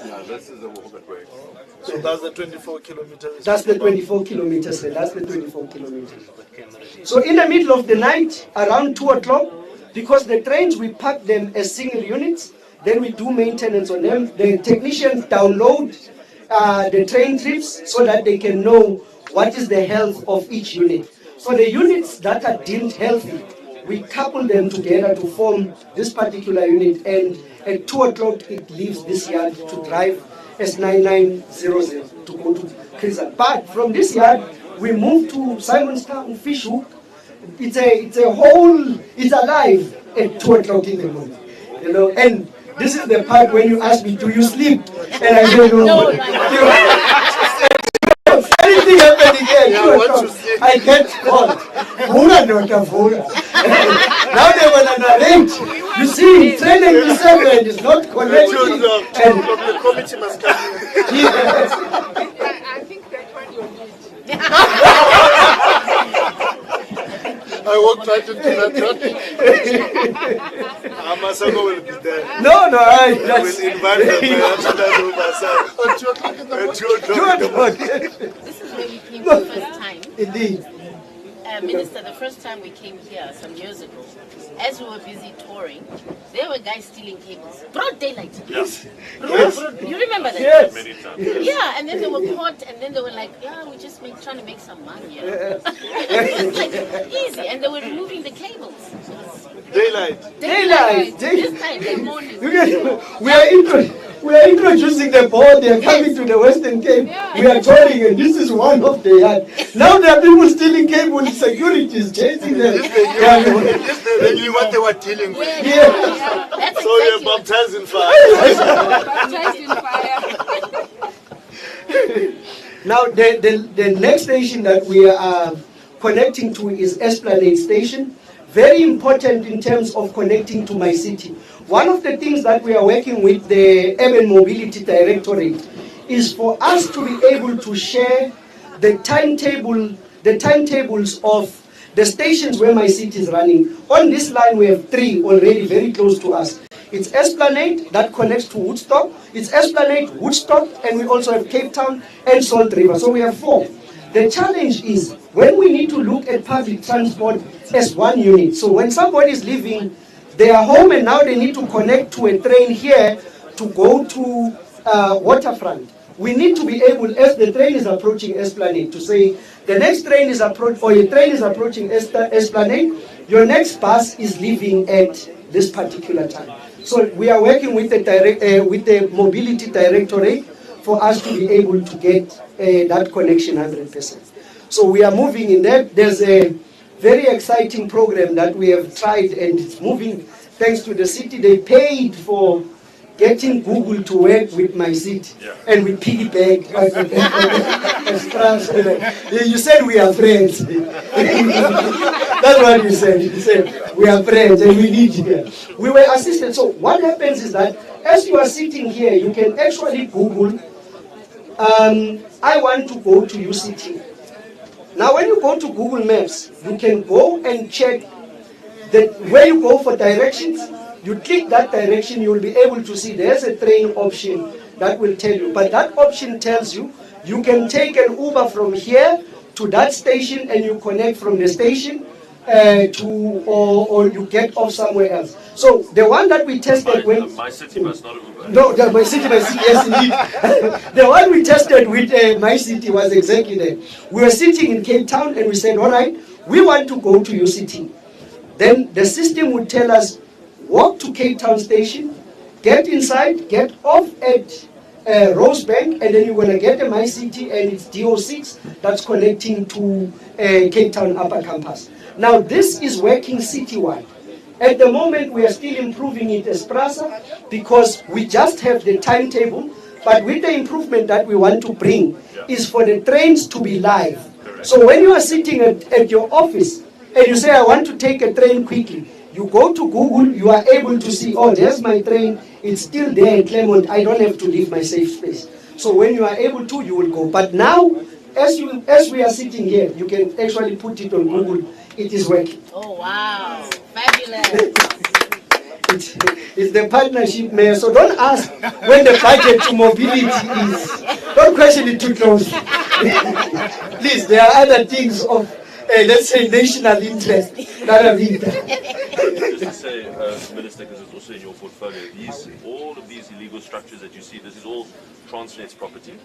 And we have worked closely with them, and just in the last 2 weeks, we have finally got before the courts with an eviction application to make, because those structures are the people that steal the cables as well. So we've got to, for commuter safety and for this to work, we have to clear those structures. And our sincere thanks, Mayor, for that, our greatly sincere thanks. This is the area they call Kulinbok. This is the Kulinbok area. There's been a lot of, we have lost all of our cables here. We are reinstalling them.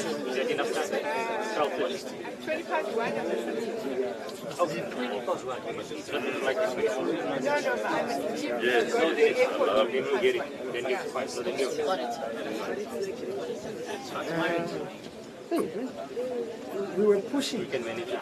Yeah. Is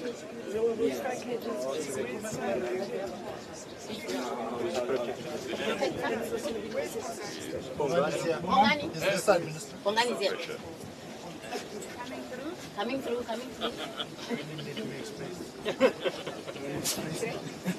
So there's space now.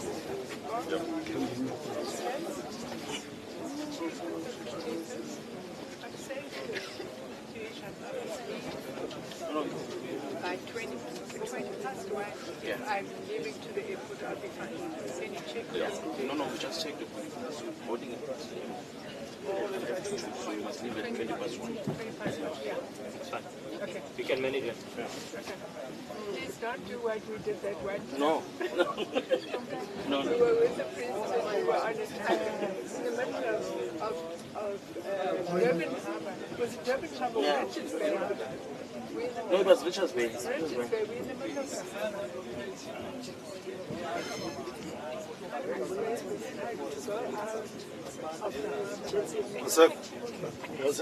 These are the okay. Why? This is also the challenge of receiving the old. These are the old trains that have been decommissioned, and these coaches that are here, they are en route to Maitland to be cut off. All of the ones that are here, they have been deemed unroadworthy. We have cut off already about 95 of the bent up coaches. We were starting with the bent up coaches. These ones have been declared through the disposal. We just got an additional, I think it's 170 coaches in the Western Cape. What then happens is that because we are putting the new fleet in Padding Island and Salt River, we push this fleet to here, and from here we run it straight through to Maitland to be cut. So that's the process that we are following. You can see the status of those that are en route to So Maitland. it gets recycled. These all are scrapped, they get being recycled. In fact, we get some money on it. Yeah. Yes. Now, there is a period within Prasa between 2015 up until around 2019. You will see that Prasas is declining. In the Western Cape, the numbers are declining. The reason the numbers are declining is because we were experiencing arson almost every month. You run a train and 4 coaches ban, you run a train, something else happens. That was the challenge that we were facing. So this stock is boosting us, and again in terms of the safety, in terms of fire features that we've put in here, much more different than those ones. So these ones we are pulling them to Maitland for recycling. Okay, so we're getting out here. Yes. Indeed, we are at Cape Town Station. We will be getting out on the right-hand side. I think we are on platform 24. Is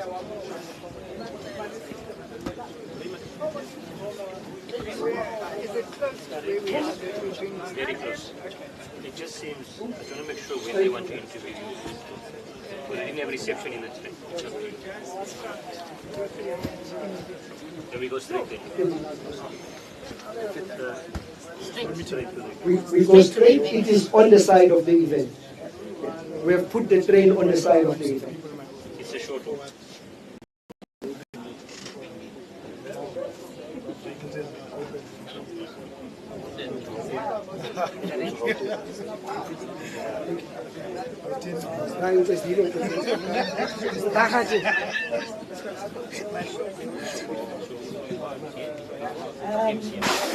Excuse me, colleagues.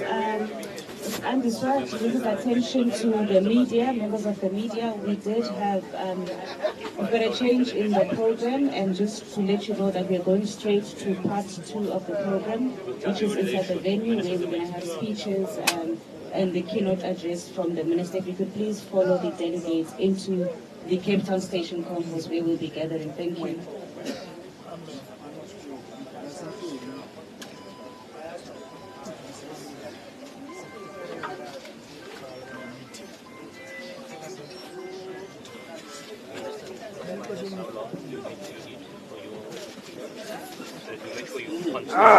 Comrade Days, Cape Town Station. No!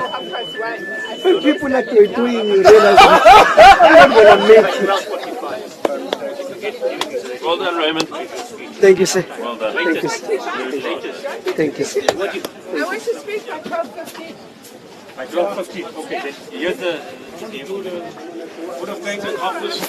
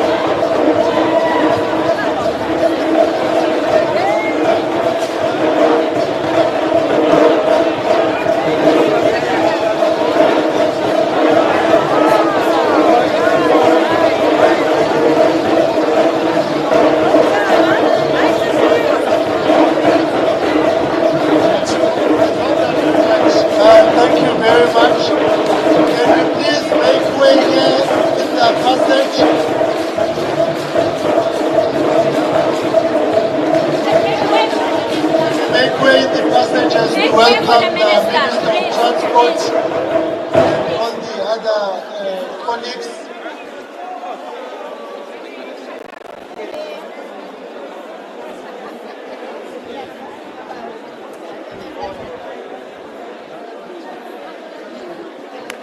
Let me see.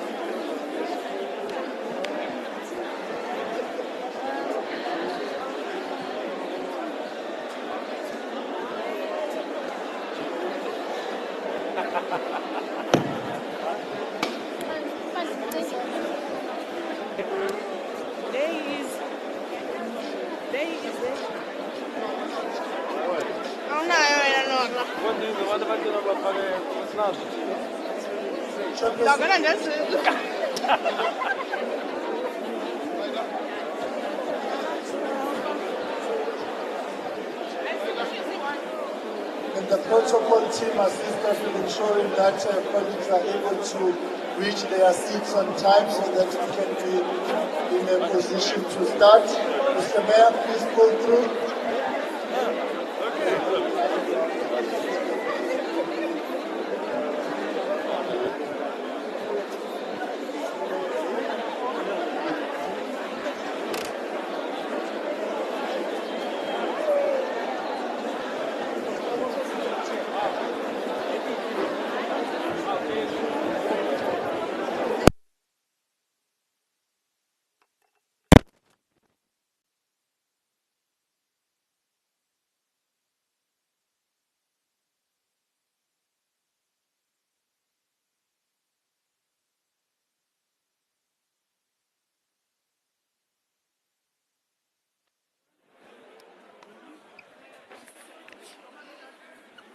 Before I take it, the Uyangizo.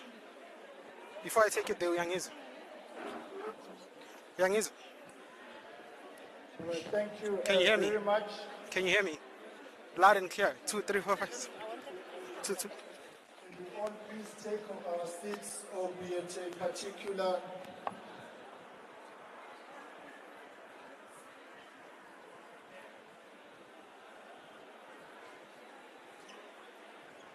Honorable Minister of Transport, Minister Barbara Creecy, the MEC for Mobility in the Western Cape, Honorable Isaac Sileko, the Mayor, Executive Mayor of the City of Cape Town, Councillor Jordan Lewis, the Chairperson of the Portfolio Committee on Transport in the National Assembly, Honorable Donald Silamlela, the Chairperson of the Board of Control of Prasa, Mamunosizwe Nokwe Makamo, and all the board members of Prasa, the CEO, Mr. Isham Ibrahim, and all the executives of Prasa, the chairperson of the sub-council, Ward 10, and the ward councillors present, members of the media, ladies and gentlemen, the SAPS and other law enforcement agencies.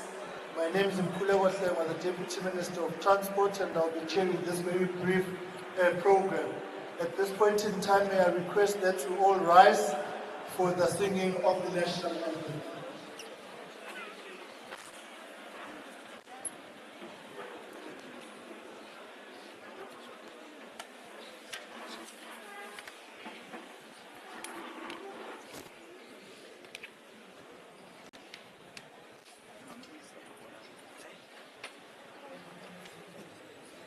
Oh,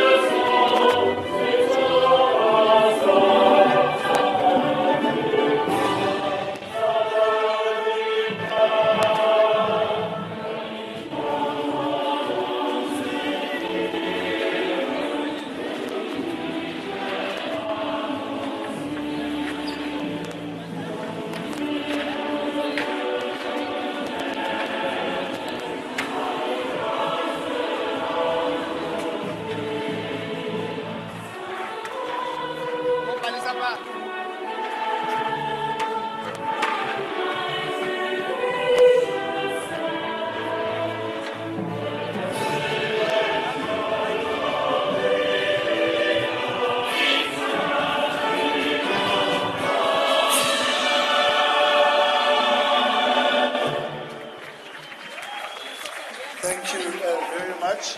I would also like to acknowledge the presence of the whip of the Portfolio Committee on Transport, Honorable Balmacha, who's also here this morning, and all members of the Portfolio Committee.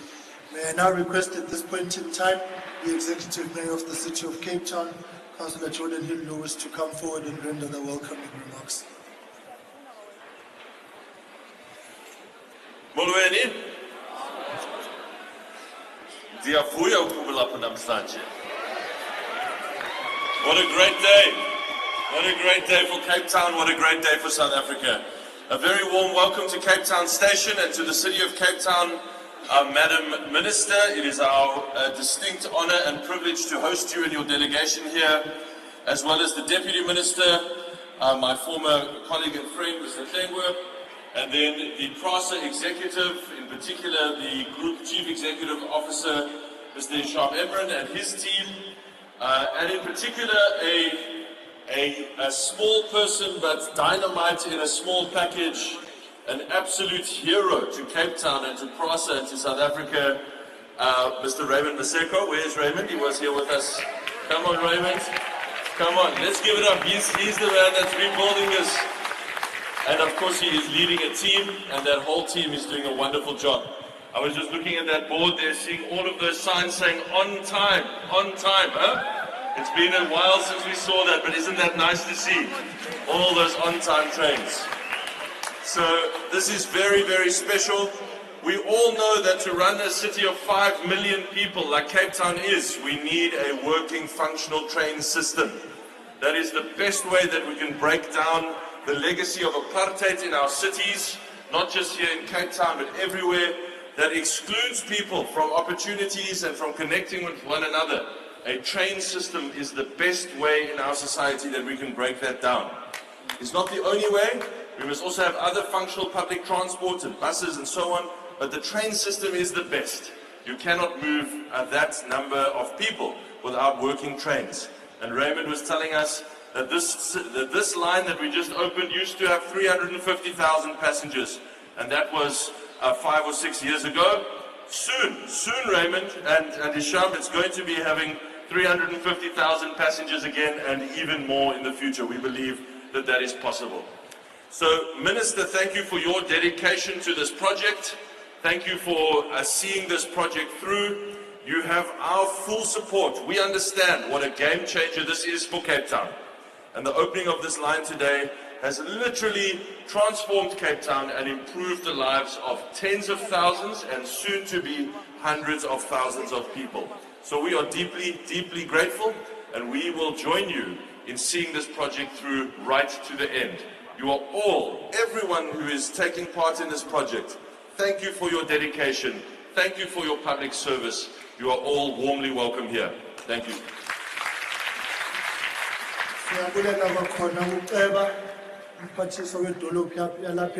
Just one correction, children. I think next time I must say my former colleague, but don't say and friend, because then it's as if I'm also your former friend. I would like to ngesithuba ndicele umama uNosizwe Nokemacamo ongusihlalo wesigqeba solawulo kwaPrasa ukuba eze ngaphambili abeke izwi phakathi kwethu. Sihlalo.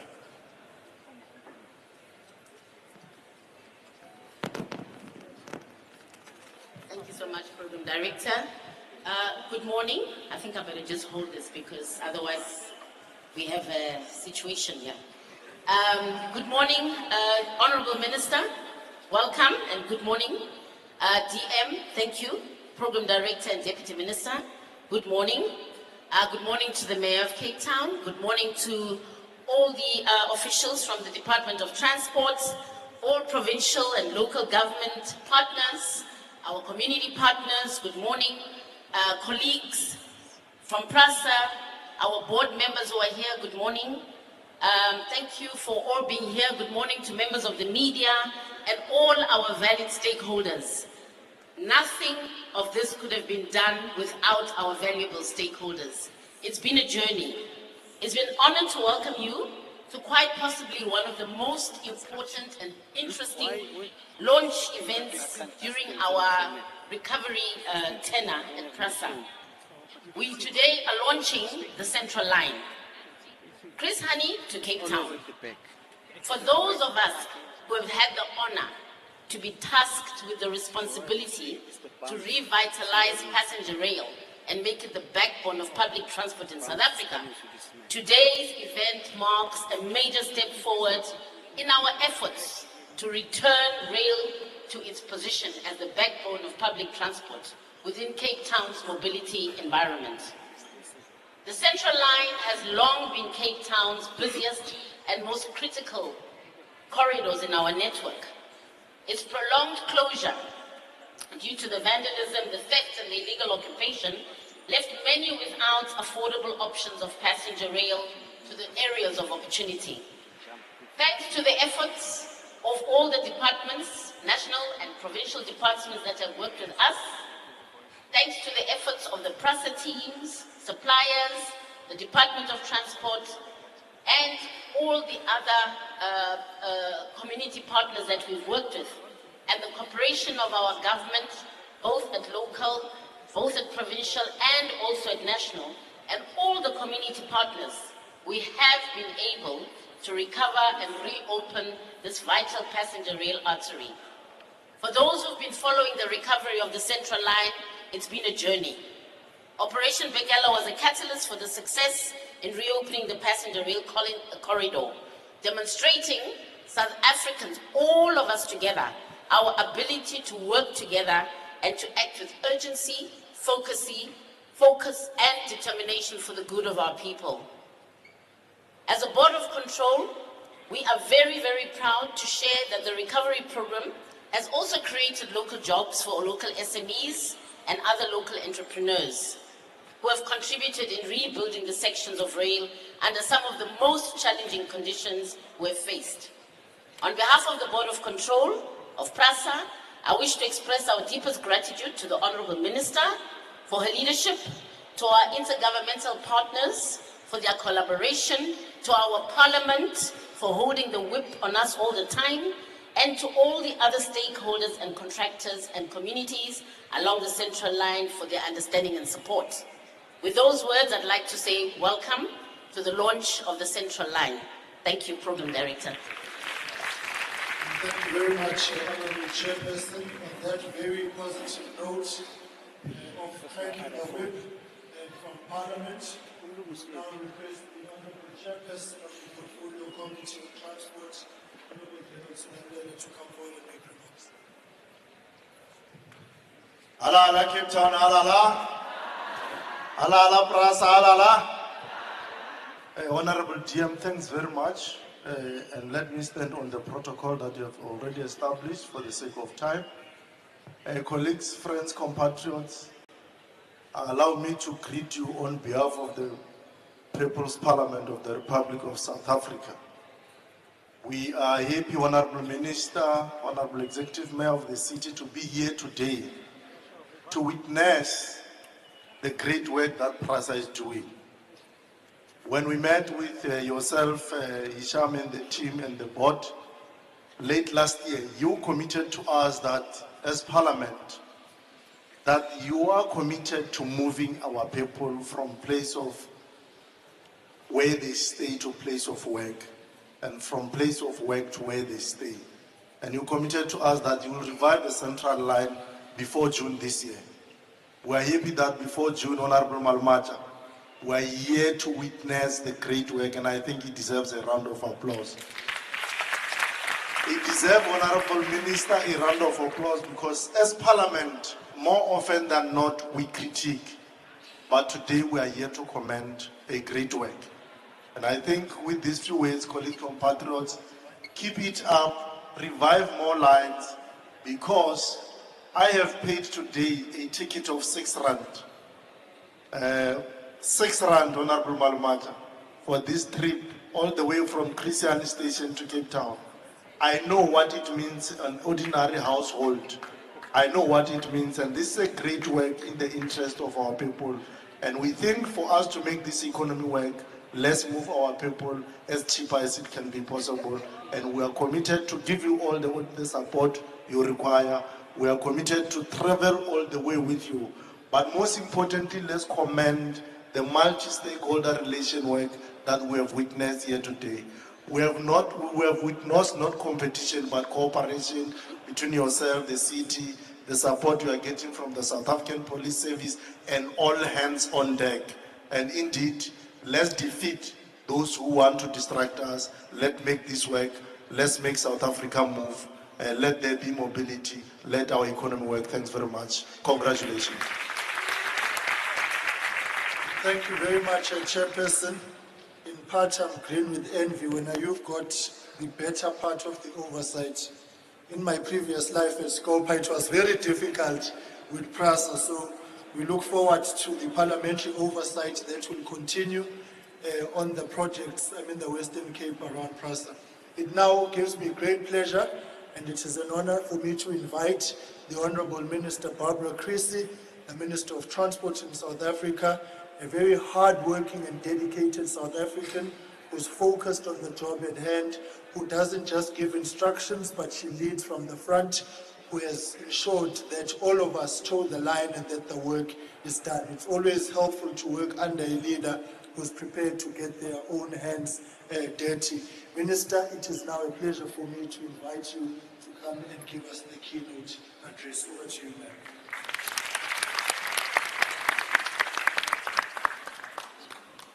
Thank you very much, Deputy Minister, for those warm words.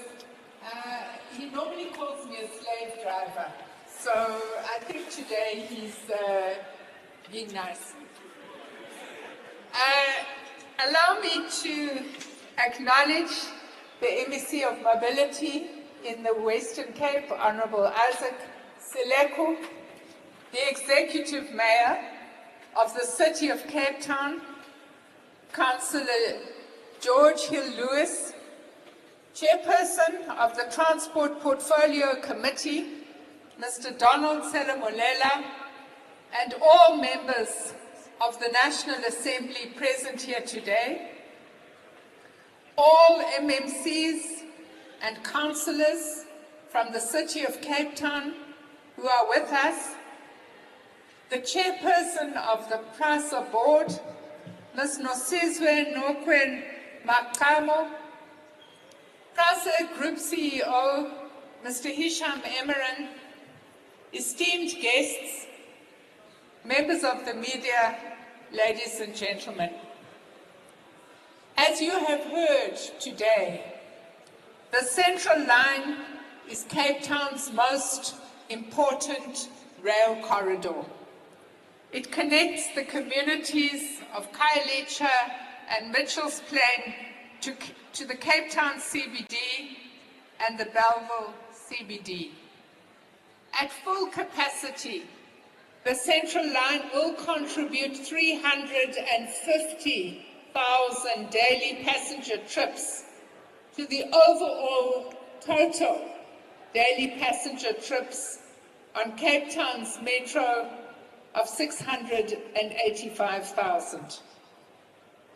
Today, with the launch of the Chris Hani to Cape Town leg of the Central Line, we are almost finished the completion of the recovery of this very important rail artery. And ladies and gentlemen, it was shared with me that when this journey began in 2020, only 7 out of 95 stations in Cape Town were operational. Today, only 3 are not in operation. The other 92 are now operational. I want to pause because I think it's important to pay tribute to 2 men who have led this recovery. One of whom, Mr. Raymond Maseko, is here today, and the other, our program manager, Mr. Cupido, had a serious accident, but he was there to wave me goodbye at Chris Hani Station this morning. We wish him a speedy recovery. Can we give both gentlemen a big round of applause?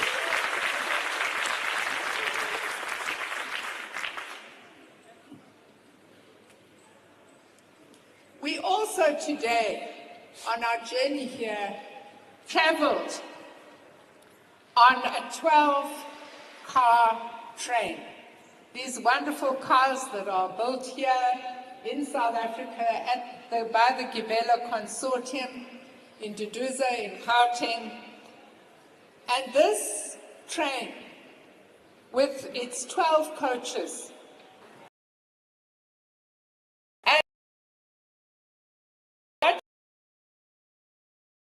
is over 7,000 occupants, was successfully moved through Operation Bakela.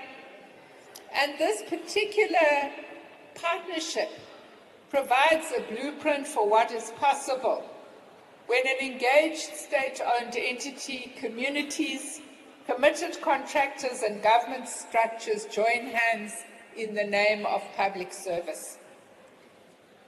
So, the recovery of the Central Line was not easy. But what we've experienced today on the train ride is that all of this hard work that many of you here were part of, it was worth the journey. Thank you for your contribution. I think you should give yourselves a round of applause. Don't you think so? Now, what we hope is that at the moment, the trains are running. We're running 2 trains an hour, but the intention by the end of the 2026-2027 financial year is that we've got to return to these 10 trains an hour. And that is only possible if we resolve the signalling challenge. I'm pleased to say that we've already begun this challenge, and as we were traveling on the train today, we were shown from this station onwards, the signalling is now working again. And what it will mean is we will then be able to up the number of slots. So far, the recovery on this line has cost us 1.3 billion rand. It has created 2,500 direct jobs, and 53 small and medium enterprises have been involved in providing us with services and materials. And this, of course, has also been important in terms of local community involvement and upliftment. Since we embarked on the overall journey to restore Prasa services, I am happy to report to you today that we are now at 35 out of the 40 priority lines that are now operational. In Cape Town, the Southern Line is at 98% re-signalling, and what this means is that we can now shift all of our energy and all of our resources onto re-signalling this Central Line. The reopening of all of these lines across the country means that we are now achieving 77 million passenger journeys over the last year. Remember, our target for 2030 is to have 600 million passenger journeys a year. So we are edging up rapidly to the first 100 million. And of course, once we deal with the signalling, we will really be moving very quickly. Several initiatives are ongoing to ensure that progress on rail reform in our country is sustained and accelerated. Honourable Chair of the Portfolio Committee, the revised rail bill will soon be in the Cabinet system, and once Cabinet has approved it, it will be released for public comment. The bill will create a much-needed regulatory environment on the future of the rail reform process, especially on how it will affect commuters, and, Mayor, it will also include the modalities for possible devolution of certain rail functions. I know that's of great interest to you. In addition, by June, the department will request that public participate in a series of requests for information to gauge market interest and appetite for various services and products, including maintenance depots, automated fare collection, and others. This step is crucial as it allows Prasa to collect vital insights on how to structure its offerings and requirements for future requests for proposals that will be put out in the public domain to support further development of the Prasa network by the end of this year. Ladies and gentlemen, it should now be abundantly clear that the reopening of the Central Line from Chris Hani to Cape Town is more than the reopening of a rail line. It is the return of dignity, mobility, and hope for the working class of the city of Cape Town. Working together, national government, Prasa, communities, and local authorities, we have recovered a lifeline that connects families, drives local economies, and restores trust in public transport. Looking ahead, our commitment is to continue improving our rail infrastructure and services, and in this way ensure safety, reliability, and efficiency for commuters. Let us all put our hands together for the men and women who have worked tirelessly to bring the Central Line back into service.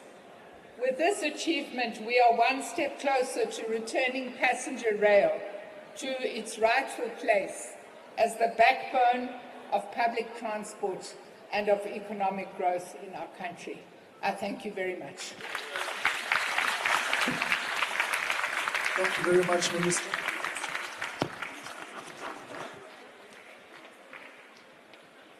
All right, thank you very much, Minister.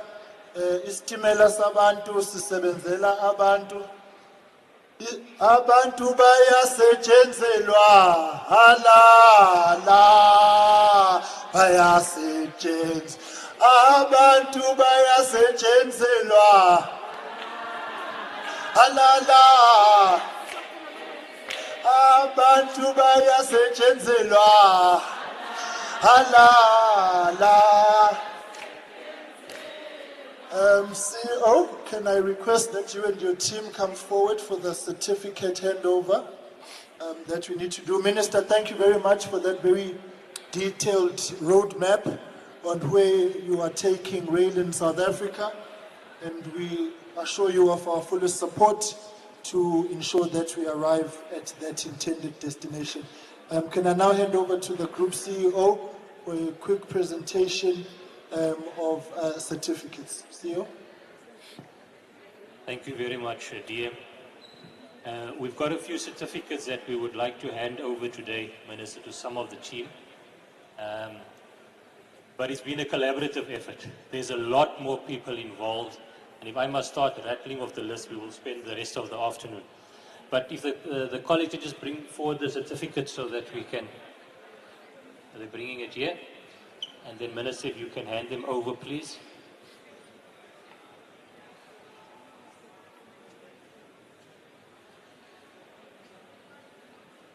Just give me the one. Minister, the first certificate we'd like to hand over is to the project team for the Chris Hani to Cape Town Station Central Line. I'd like to ask, by the way, Jaco again, he didn't want to go home, Minister. So he's here again. So if I can call Mr. Kibido and the team, the project team, are you going to go? Just so that we can hand over that certificate to the project team.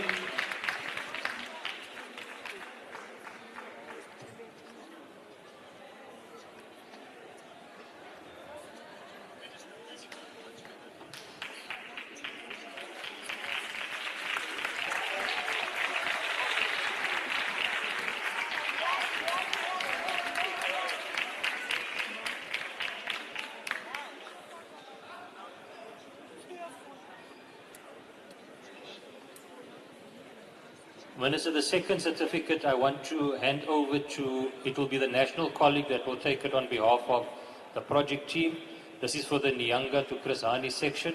Mr. Victor Stemmer, who's also leading in our war room in terms of the recovery of the various corridors. So, Mr. Victor Stemmer.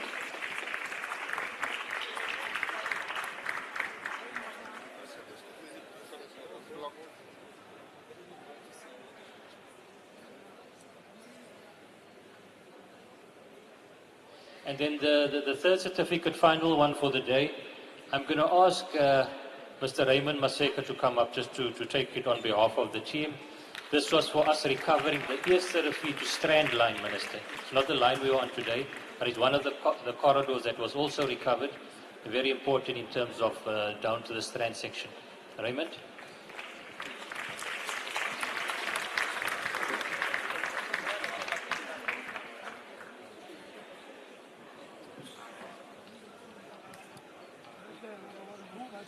Thank you very much, Minister. Just finally, colleagues, like I said, I'm not running through the whole list, but I do want to acknowledge a critical part of this project was ensuring we've got the integrated security strategy, Minister, to not see a repeat of what we have done, and to thank all the security teams, colleagues that have played a significant role bringing stability to this corridor.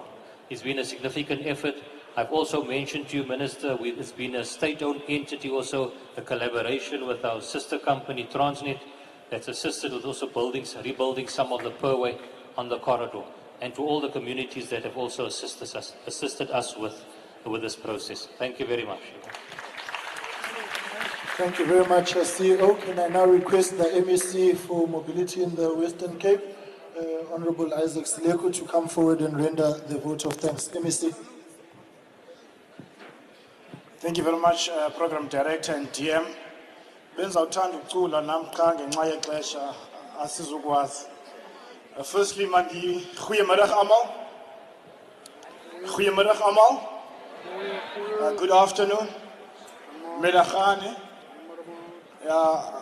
Firstly, all protocol observed. I think the colleagues have said a lot. We have mentioned a lot of names, but I would just like to use this opportunity. It's a very small thing that I'm doing, but it's one of the most important things that one will always have to do. After everything, you have to thank people that has actually made it possible for us to be here today to celebrate this particular milestone, because we all understand the history, starting from 2020 to 2025, to be able to be here today to say, you know, Chris Hani to Cape Town is actually open, and there's a lot of work that has been done in making sure, you know, we continue making sure that rail becomes the backbone of public transport. And firstly, I would just like to thank the Mayor of the City of Cape Town for his warm welcome, because it's important when you come to your house that the owner of the house does the welcoming. Thank you for welcoming us in your place.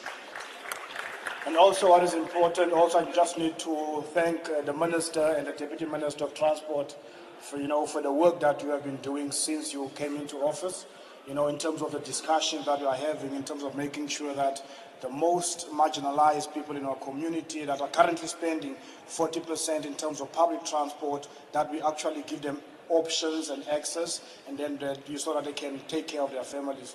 Thank you very much for your leadership in terms of what you are doing.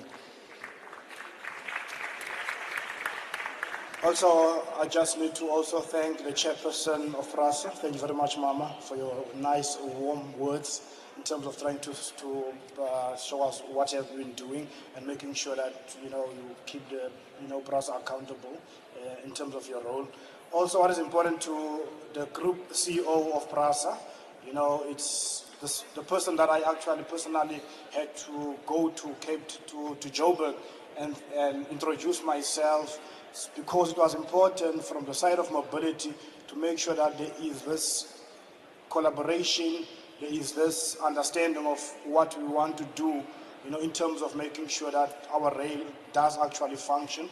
I just want to thank you very much. I know at times, your job, together with Mr. Mkhuleko. At times we work under difficult circumstances, but when we celebrate a milestone, it's because of people like you, who said, regardless of what we are confronted, we are going to continue doing the work that we do, because ultimately it's about the people of our country. Thank you very much for your leadership.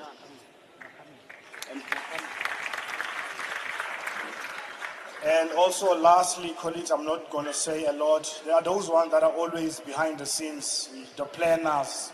While we were on the train, we saw people that are doing hard labor, Minister. Those are the guys that are actually, having it difficult. They do the hard labor, and those are the guys that are not here today. And we would need to appreciate them and thank them for always being able to be outside in the wind, in the rain, making sure that we do actually, recover, the central line. And I would just want us to, to give them a round of applause, because it's the people that are not usually recognized. Also, what is important, one also need to understand the history of what has happened and where we are today. And it would not be possible if the people of Chris Hani were not working together with Prasa. And we will need to acknowledge and thank those individuals, the people, the communities, when there were engagement, there were consultations, they were able to cooperate, they were able to work with Prasa. We need to give them also a round of applause. Lastly, I just need to thank, because as much as we are policymakers, we also have people, Mayor, that are working behind the scenes, that are making sure that we are on time at meetings, like